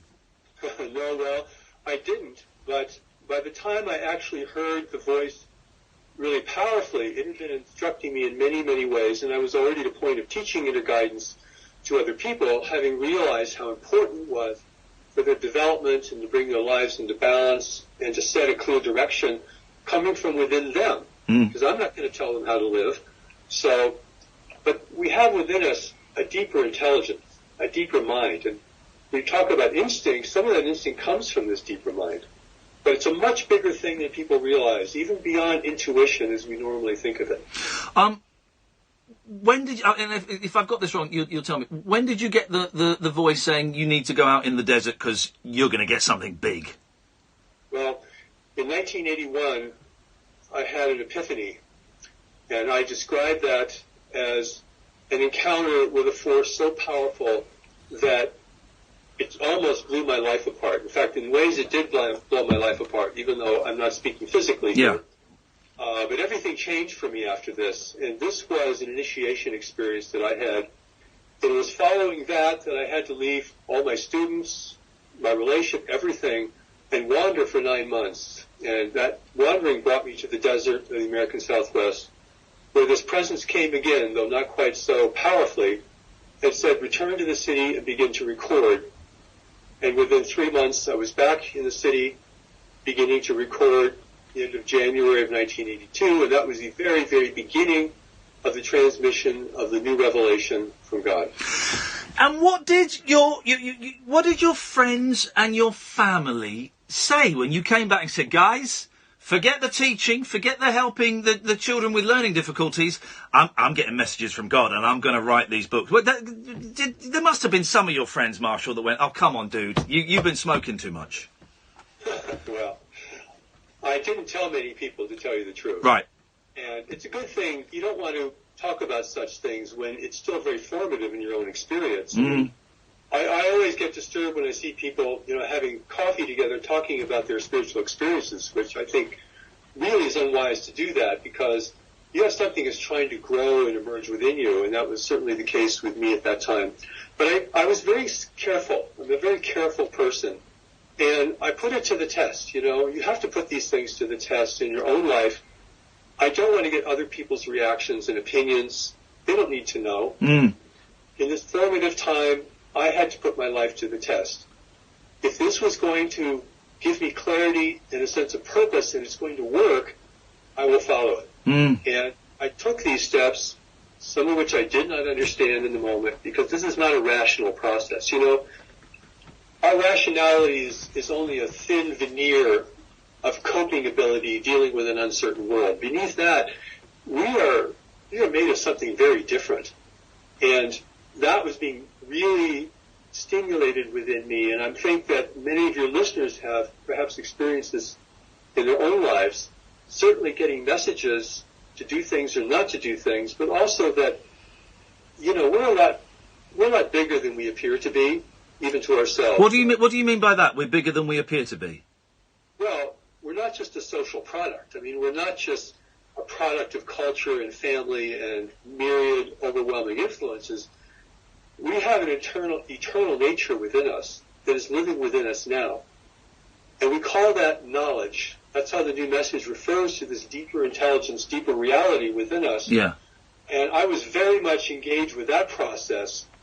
And certainly whatever I was hearing that was directing me in these practical ways was beginning to stimulate this deeper sense of myself. And that was part of its purpose. All right. Who was it then that was speaking to you? Who was it? One person in inverted commas, or were there loads of different people? Who was it?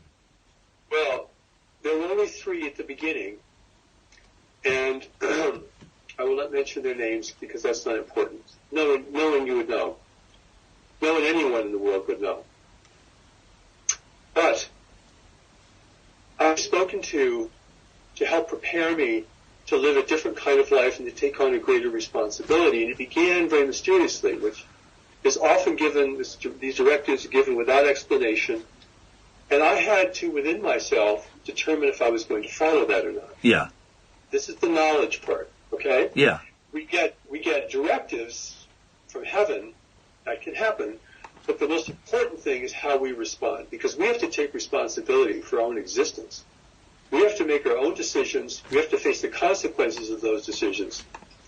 And so the power of that directive from heaven is to build this strength within us, this power of knowledge that lives beneath our intellect. It's bigger than our intellect. And we already experience it in many, many little ways in life itself. But that when it begins to emerge within you, is something very powerful and very important, not to be underestimated. Listen, we're going to take a break. Marshall, stay there. We'll come back to you in a second. We're talking to Marshall Summers. I find it fascinating, Kath. And it's weird because I can see him. He's on Skype. And I think they're watching us on Periscope and they're streaming it on their website, which is great. Thank you very much indeed. And I'm going to use a word which many might perceive as an insult, but I don't mean it. He looks normal, whatever that means. It's kind of a meaningless word, but he's just. Do you know what I mean? This is what we said last time. We were looking for the con. Yeah. We were looking for the con, and we were waiting for the bit where it departed from reality. Yeah, and also send us your $100 now. And then we looked on the website, we couldn't find it. And then someone sent me a link to their website where they do ask for donations. But they ask for donations. It's not you must buy this book or you must pay $500 to be part of this fellowship. It's, hey, we could really do with some cash. And if you've got some spare cash and you believe in our message, then this is how you can send us a few bucks. Which loads of people do. Loads of organisations do. There's no harm in that. But you can still be included with us, even if you can't afford to send us any money. So, still haven't found the con. And do you know why? Because I don't think there is one. I don't think there is one. I find the fascinating about this is Reed and Marshall, who we're speaking to now, just the belief. In the same way that Christians believe that Jesus Christ was the Son of God, and in the same way that some Christians believe that Jesus Christ will come back, in the way that Muslims believe whatever they believe and Jews believe whatever they believe it. It's fact to them because they believe it.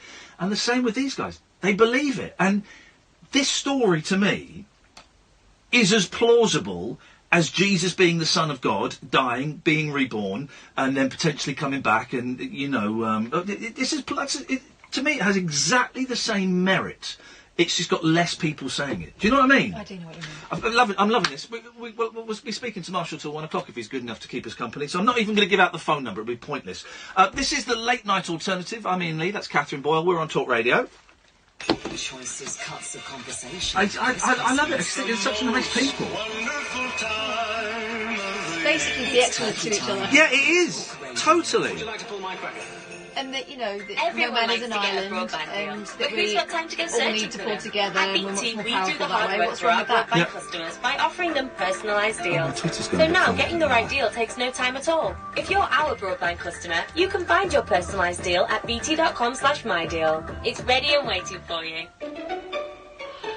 I am not based in an office. I am based in the fields. Jen runs the Split Screen Coffee Company. The ability to access Sage from different places is essential in my business. Reed's been really good at tweeting that we're doing this. But obviously the latest picture when you Google me is me looking morose in the jungle with a big bushy beard. Free trial. Sage Business Cloud, helping you manage everything from money to people. Okay, He's well. so serious. Build on. I don't want to comment on this. He's serious. Yeah. No, we'll get rid of him so I can do something funny. Not tonight, I'm afraid, Alex. Hardest time. I was absolutely by myself. I had nowhere to go. But then I'd love a Barry from Watford tomorrow talking about the jungle. They had proper food, showers, doctors, advisors. It was a real ray of hope, and it changed my life. So please reserve a place for someone at Crisis at Christmas for just £26 and 8p. Go to crisis.org.uk and help someone else like me out of homelessness this Christmas. Thanks for listening. You can say anything to a mate. Anything. Call them every name under the sun. Oh, dear. Wind them up. Bring them down a peg. Tell them stuff you never thought you'd tell anyone. Because they're proper mates. Like brothers. When it's a mate, I don't know if I can sit you through say 2.5 what hours of saying. Mr. Tumble tomorrow. Except, Skype off, let's go see a film. I love you, man. I can't And I'm not Skype gonna let off you from my drink kids. drive. Stupid, innit? Mates don't let mates drink drive. Think. The Late Night Alternative with Iain Lee on Talk Radio. We'll get you talking. No, let's drop the half-past hour. Good evening, dear listener. New listeners everywhere, which is great. Honestly, there were 2 reasons. There were 3 reasons I did the jungle. One is because, do you know what? At this time in my life, I could really do with a big fat check, and I'm not making any bones about it. And people have said, you shouldn't say that. It's absolutely true, The second reason is that I wanted my kids to see Daddy being silly on TV, because they obviously weren't around when I used to be silly on TV 20 years ago, and I just wanted them to have, you know, my TV career I'd written off. I just wanted them to have to see me being silly on TV, and what's sillier than you know, putting on goggles and climbing 100 feet in the air, and you know, and they loved it, and so that worked. And the other reason was because I love this show so much. This is my favourite show I've ever done, the Late Night Alternative, and we do all right with listeners. We get about 60,000 listeners, which is great for a station on DAB, but I think we deserve more. I genuinely think we deserve more. And I think next year, News Corp are really going to start advertising, really start pushing it, which is great. But I wanted to stand in front of 12 million people and say, I've got a radio show. And so I think some of you will like it. So, I know that's paid off, because we've had so many people on Periscope, so many new callers, and I've had so many tweets tonight. I've not been able to see all of them. Because now when I get tweets, I'll get like 500. But so many people going, oh, Ian's show is even better than I expected to be. Good. Or I'm so glad that I found this show now.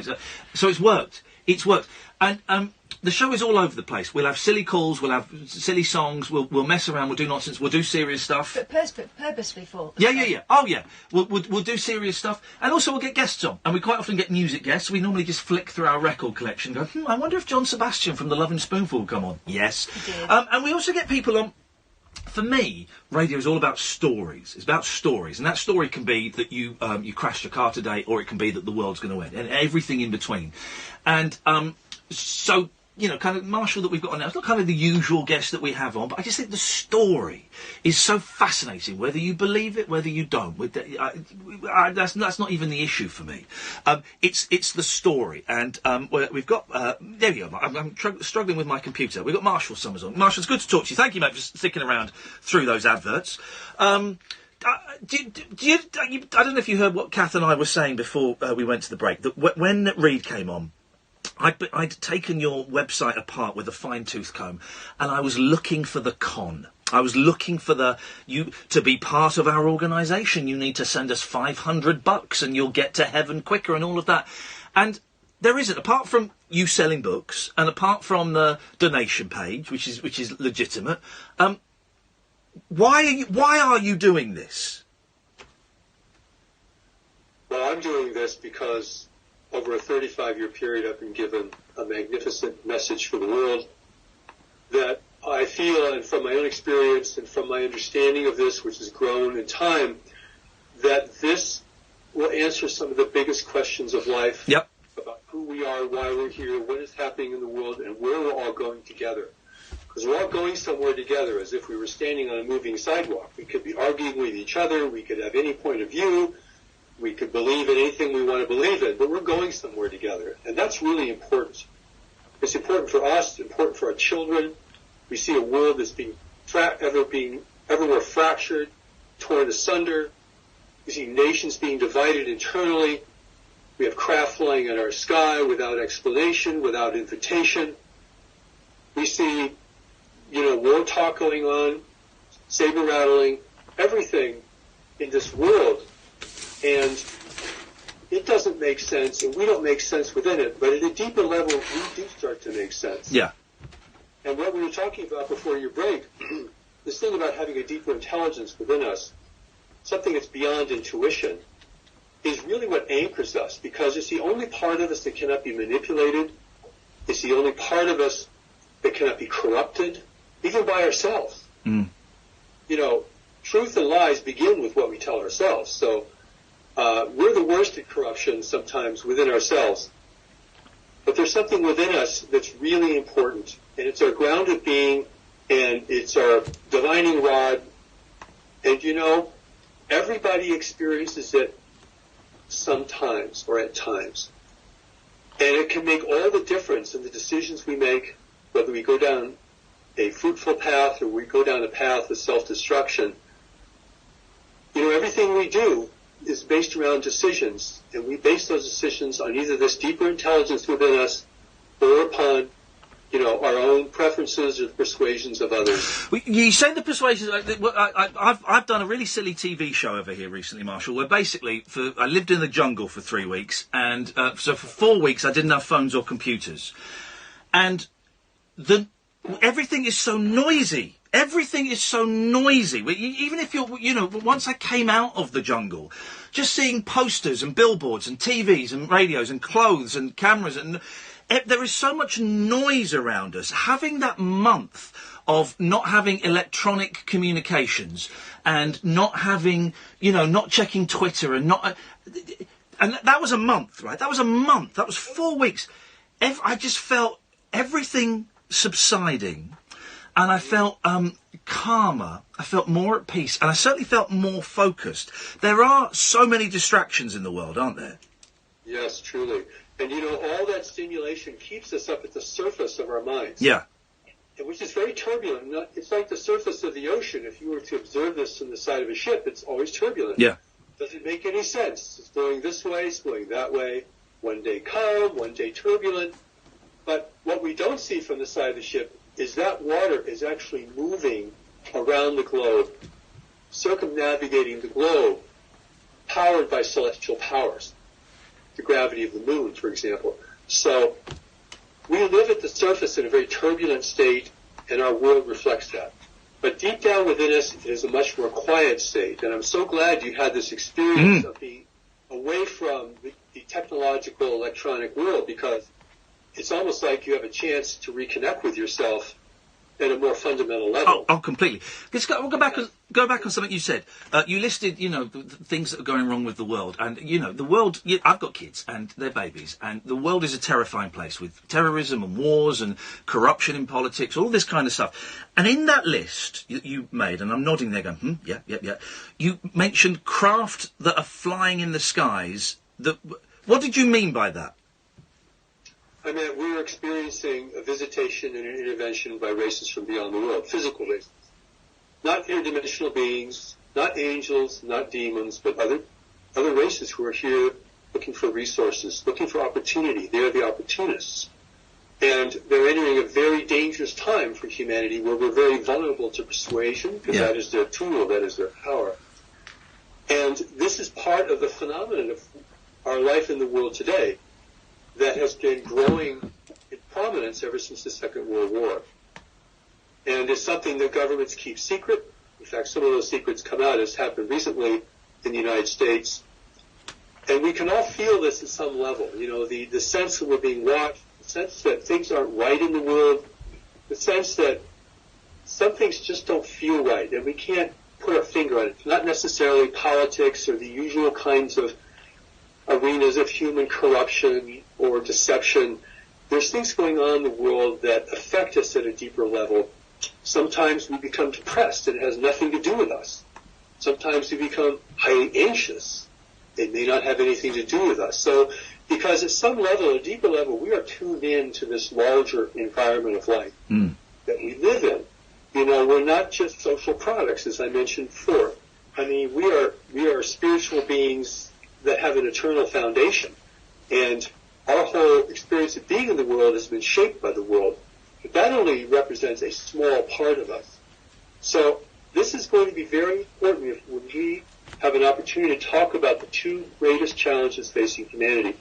Because this knowledge that lives within us is the missing piece that will make the difference between whether we see, know, and take action or not.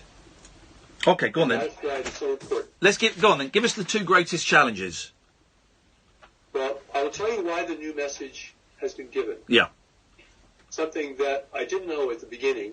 In fact, I was really kept in the dark for a long time while this thing slowly came into being.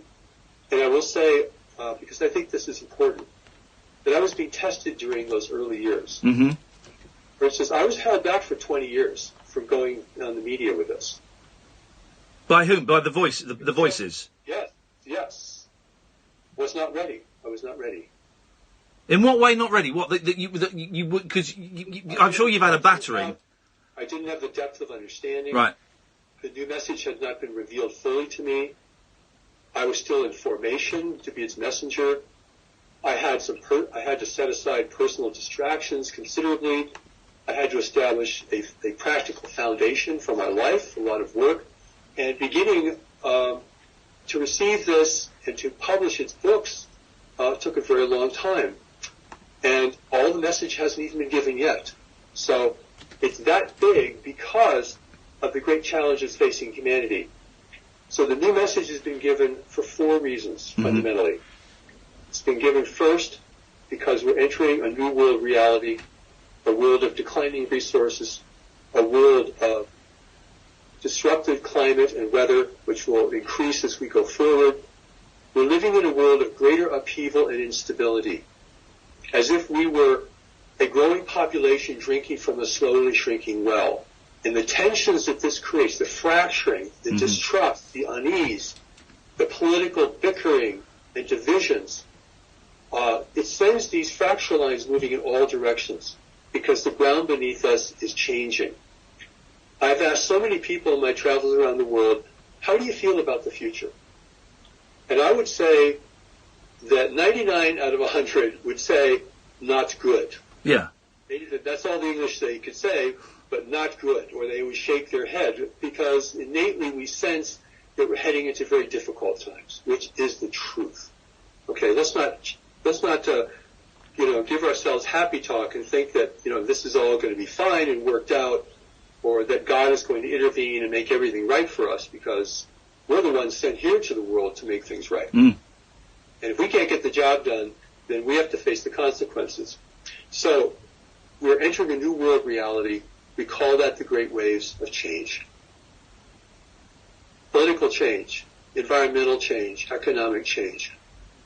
The feeling of turbulence is there. The second big reality is contact with intelligent life in the universe. Yeah. Because races from the universe are interfering in our world, acting surreptitiously, here without our permission or consent, setting their own boundaries and rules of contact. Marshall, because that is where I think you're going to lose a significant number of people. I think everything you've said up to that point, and I'm not saying this is necessarily my opinion, just up to that point, everything you've said, people I think could pretty much would be nodding along with. But I think some people might start going, hang on. When you say that you believe there are aliens, living amongst us in human form that are manipulating society? No, I'm not saying that. Go I'm on. saying that they're flying in our skies with impunity. This has happened in the UK. It's happened in America. It's happened in every country in the world. It's been cited by airline pilots, Air Force pilots. Oh, yeah. I've seen the stories, yeah. I mean, this is something, and countless numbers of people, most of whom were afraid to ever talk about it for fear of rejection. So that's a big reality, and that's one of the reasons the new message is here, because we don't know what's happening, and we don't know how to prepare for it. And that puts us at a tremendous disadvantage. So a lot of people are afraid to look at this. I mean, it's very ominous, really. Well, you say ominous. It's going to be the biggest life-changing event in human history. Are you suggesting that there is going to be some kind of intergalactic war? And by the way, I've seen a UFO. Me and my wife saw one, and so I kind of buy what you're saying. But are you suggesting there's going to be some war? No, I'm not suggesting that, because in our region of space, according to the new message, it's revelation about life in the universe.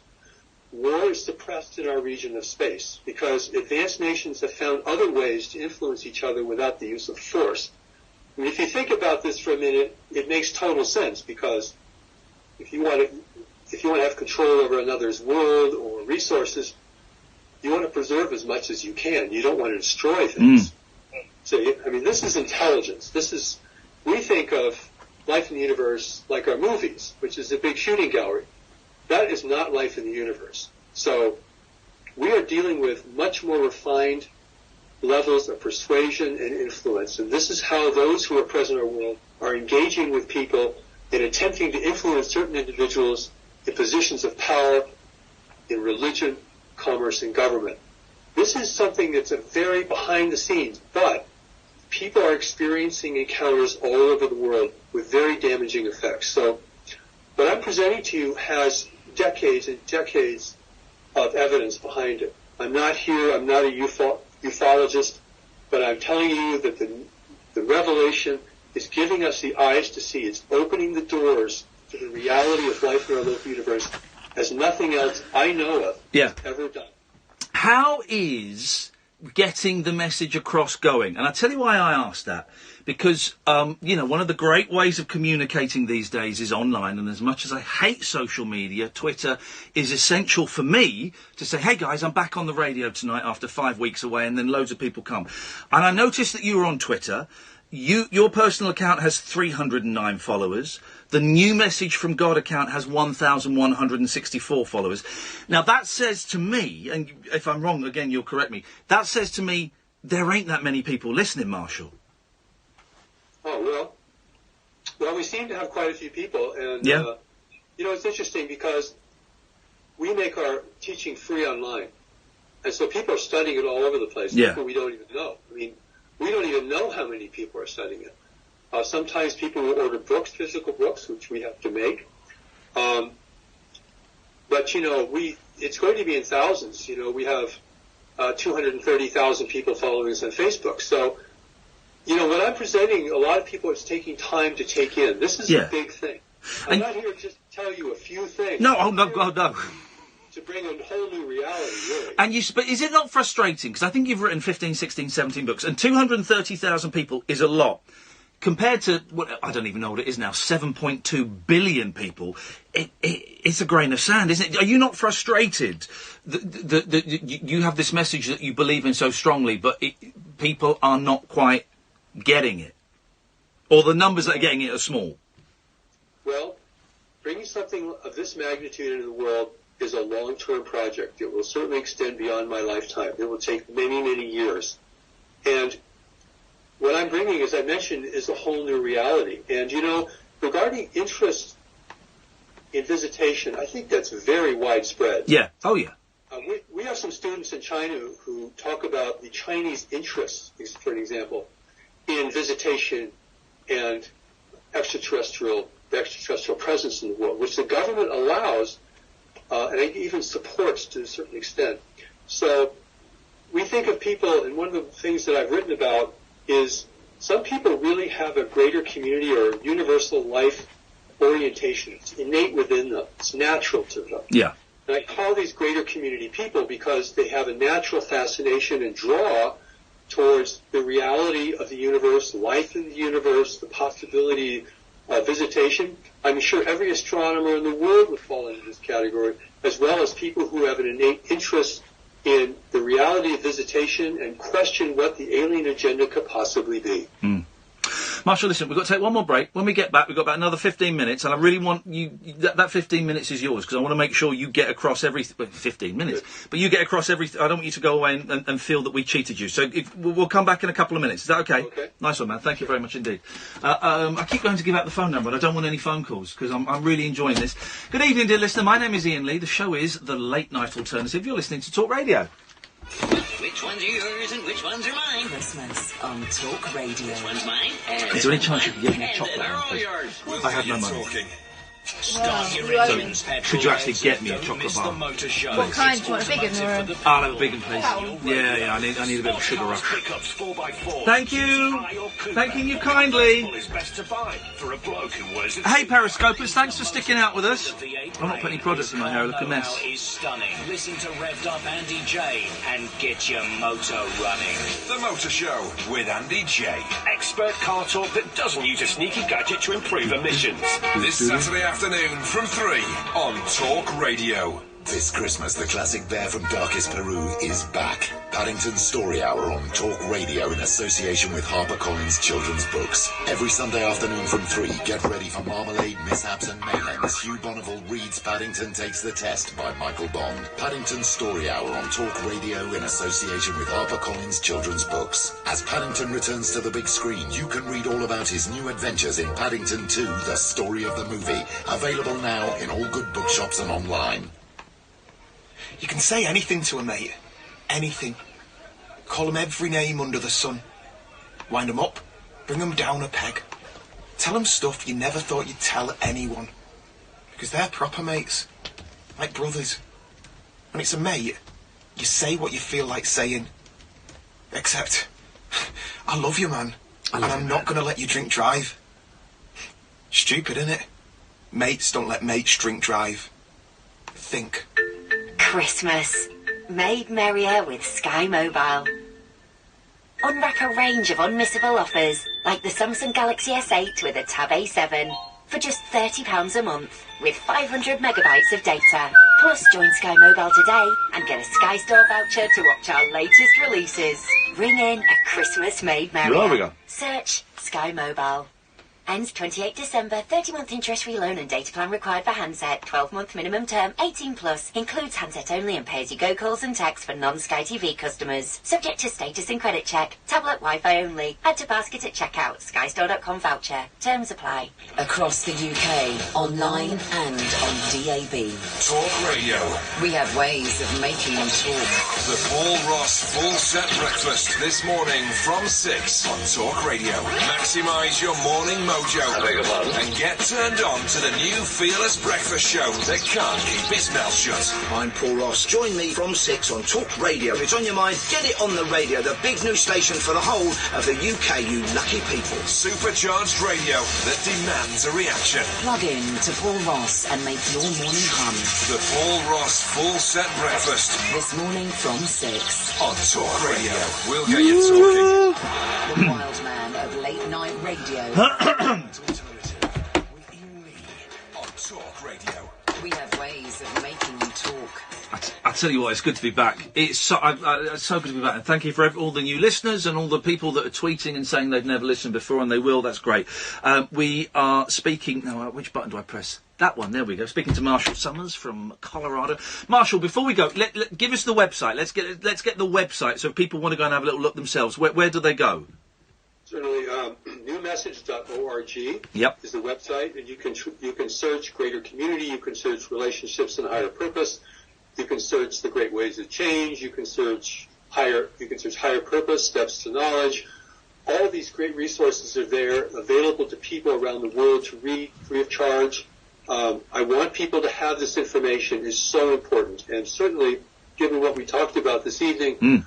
Before you come to any conclusions about visitation to our world or why they're here or who they are, I really recommend that you read the Allies of Humanity briefings, something we didn't have time to talk about very much tonight. Yeah. And that's free online too at alliesofhumanity.org.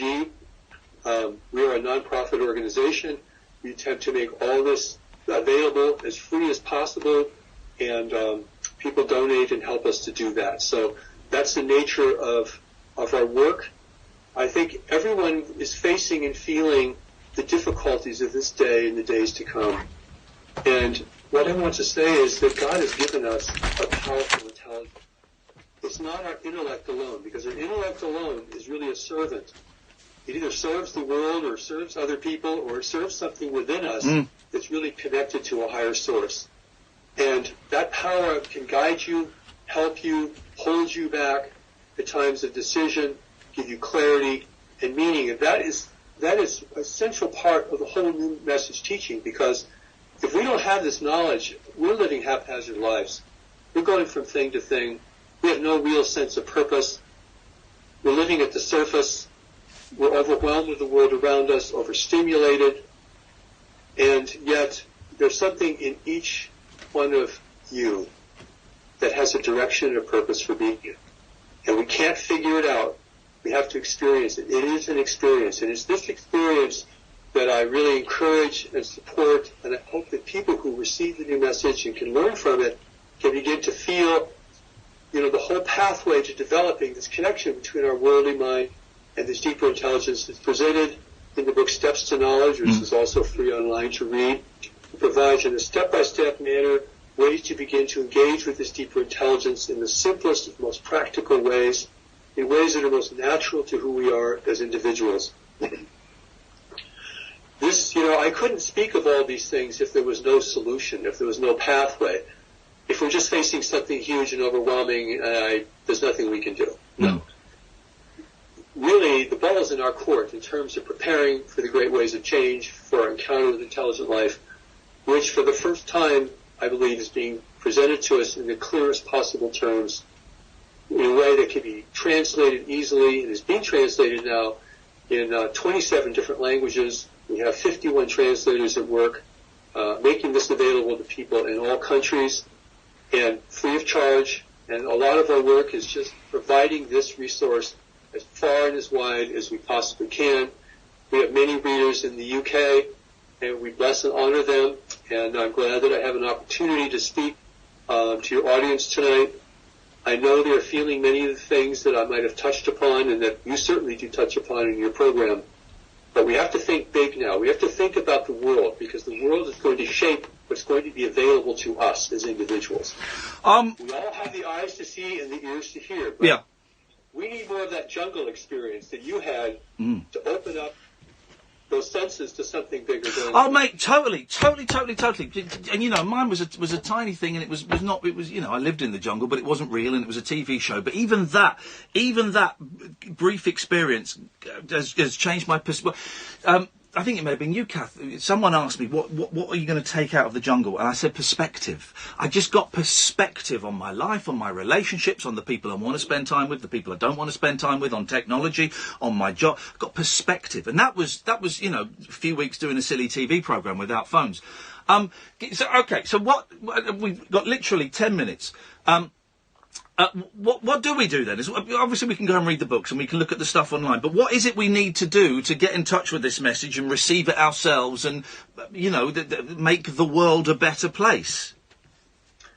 Well, the new message really is pointing us to a big evolutionary shift for humanity. This encounter with intelligent life in the universe is probably the biggest event that can have the real promise of uniting a fractured humanity out of necessity. It will force us to do this. Just like climate change will force us over time through great, perhaps, suffering if we delay. It's going to force us to deal with something bigger than ourselves that involves all of us and our well-being and our future. The new message provides numerous tools for how to focus, how to manage your own mind, your feelings, your emotions in such a way that you stay connected to this deeper intelligence within you, and a way to experience that and how that expresses itself through you as an individual. But this is all being driven by necessity now. This is not just a pastime or a hobby or a pleasure for somebody who has lots of time on their hands. This is something we have a need to know where we're going and what's going on around us. And we have to be very sober about that. You know, this is not an adventure in consciousness I'm talking about. This is something that has to do with our fundamental survivability as individuals. We're living in an environment of ever-increasing manipulation and surveillance. How are we going to protect our inner selves from that? That part of us that cannot be manipulated. That is so important if we're to be able to have a clear mind and be able to see where we need to go with real clarity and authority. You sound optimistic.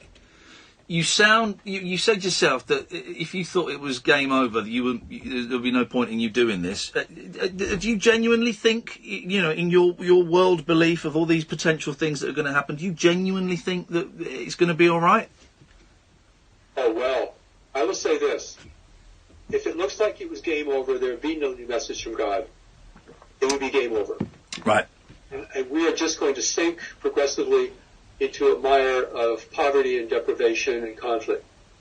The thing is that when you have a gift to give to the world, everyone has some kind of gift to give to the world, you do it anyway. You don't just do it when you get promised the reward or it's going to work and, you know, you're promised, there's no promise of success in life. You do it anyway. If it's the good thing to do, if it's the real thing to do, you do it anyway. I'm going to do this anyway. Don't tell me the odds. I know it looks terrible. I know a lot of people are going to suffer. A lot of people are going to crash in the years to come because we're not ready for even where we are today. You know, it's going to have huge impacts. Look what's happened, you know, in the Gulf storms. Look what's happened in the fires in California. These fires are going on in Spain, in Portugal. They're going on in Eastern Europe. I mean, Russia. This is happening everywhere. People are suffering from this. This is not some kind of conspiracy theory. This is man versus nature right now. This is the big confrontation, is man versus nature and man versus life in the universe. These are the two big confrontations. And we have to be willing to look at these things. If we're going to want to be blind and stay in our little world and not be troubled, we're going to be victims of change, not the beneficiaries of change. And this is really, I want to empower people to have this courage and strength and determination, I have to call it up within myself. I mean, I get very discouraged looking at the world. You know, I feel the tragedy of things. I feel the suffering of things. And yet, I'm going to do this anyway. Because that's the only way that something of this nature is ever going to happen. You know, we are designed to do something important for the world, and yet most people are so impoverished they'll never have a chance to do this. Impoverished by religious oppression, political oppression, economic oppression. But for those people who have the chance, it is so important for each of us who has a chance. And that is why our service is needed in the world, even if it's in a very small place, nothing grandiose here, no avatars, no saviors. This is everybody doing good where they can. That will make a difference. Otherwise, we are in a downward spiral. And I should have said this earlier, right at the start, and I forgot to, that when you talk of God, this isn't like a Judeo-Christian God, this isn't an Islamic, this isn't, this is more of a, I'll do it and you can just kind of nudge me in the right direction. This is a universal higher power type God, isn't it? This is the God of the entire universe. There we go. This is the God of a billion races and more. Wow. This is what the new message has to bring us up to date in our understanding about God. Otherwise, we're not living, 1,600 years ago. We're not living 2,000 years ago. We're living in a modern world that requires us to be engaged with it, to be engaged, and not to run away and hide and live a delusional and fantasy-prone life. The God force within us is expressed through this deeper knowledge that I speak of. It's our God connection. And it's presented in the simplest, non-theological way you can imagine, because it's part of our experience already. We just don't know about it. We don't pay attention to it. We dismiss it out of hand often. We don't realize that something in us is trying to help us individually. And if people can begin to work with that on their own self-study, I'm not there to hold their hand or guide them. I'm giving them the tools. Free. Take it. Work with it. Use it. Your life is important. Don't let anyone convince you otherwise. But its importance has to be found within you for a greater good. That is a great line. That's a great line to end on, isn't it? Your importance is...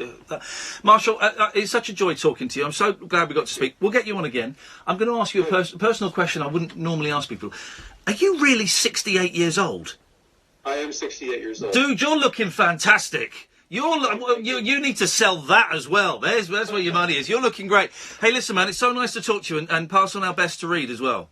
I certainly will, and thank you for your gracious having me on your show. Absolute pleasure, dude. We'll get you back again. Thank you, Marshall. Take care, mate. Okay. Bye-bye. I mean, I can see where some of the audience would go off in a different direction when he talks about aliens and things like that. I have actually seen a UFO. I genuinely have. I'm convinced it was something from another planet. I'm convinced. So I kind of buy into that a bit more. While you've been in the jungle, they've spotted something out in space that they can't explain. No, they've explained it. I heard it on PM today. Oh, really? It's from another planet, but it's not a spaceship. It's the size of the size and the shape of the gherkin. Yeah, it's like a big sausage. Yeah, it passed by the sun, but it's not. It's like rock. Sorry to poo-poo that. I heard it on PM and stuff. I wish you'd stop listening to PM. That's where I get all my facts from. It messes with my whimsy. That's where I get all my facts from. And I can see some people parting company with Marshall when he talks about the UFOs and things like that. But, we've all got a gift.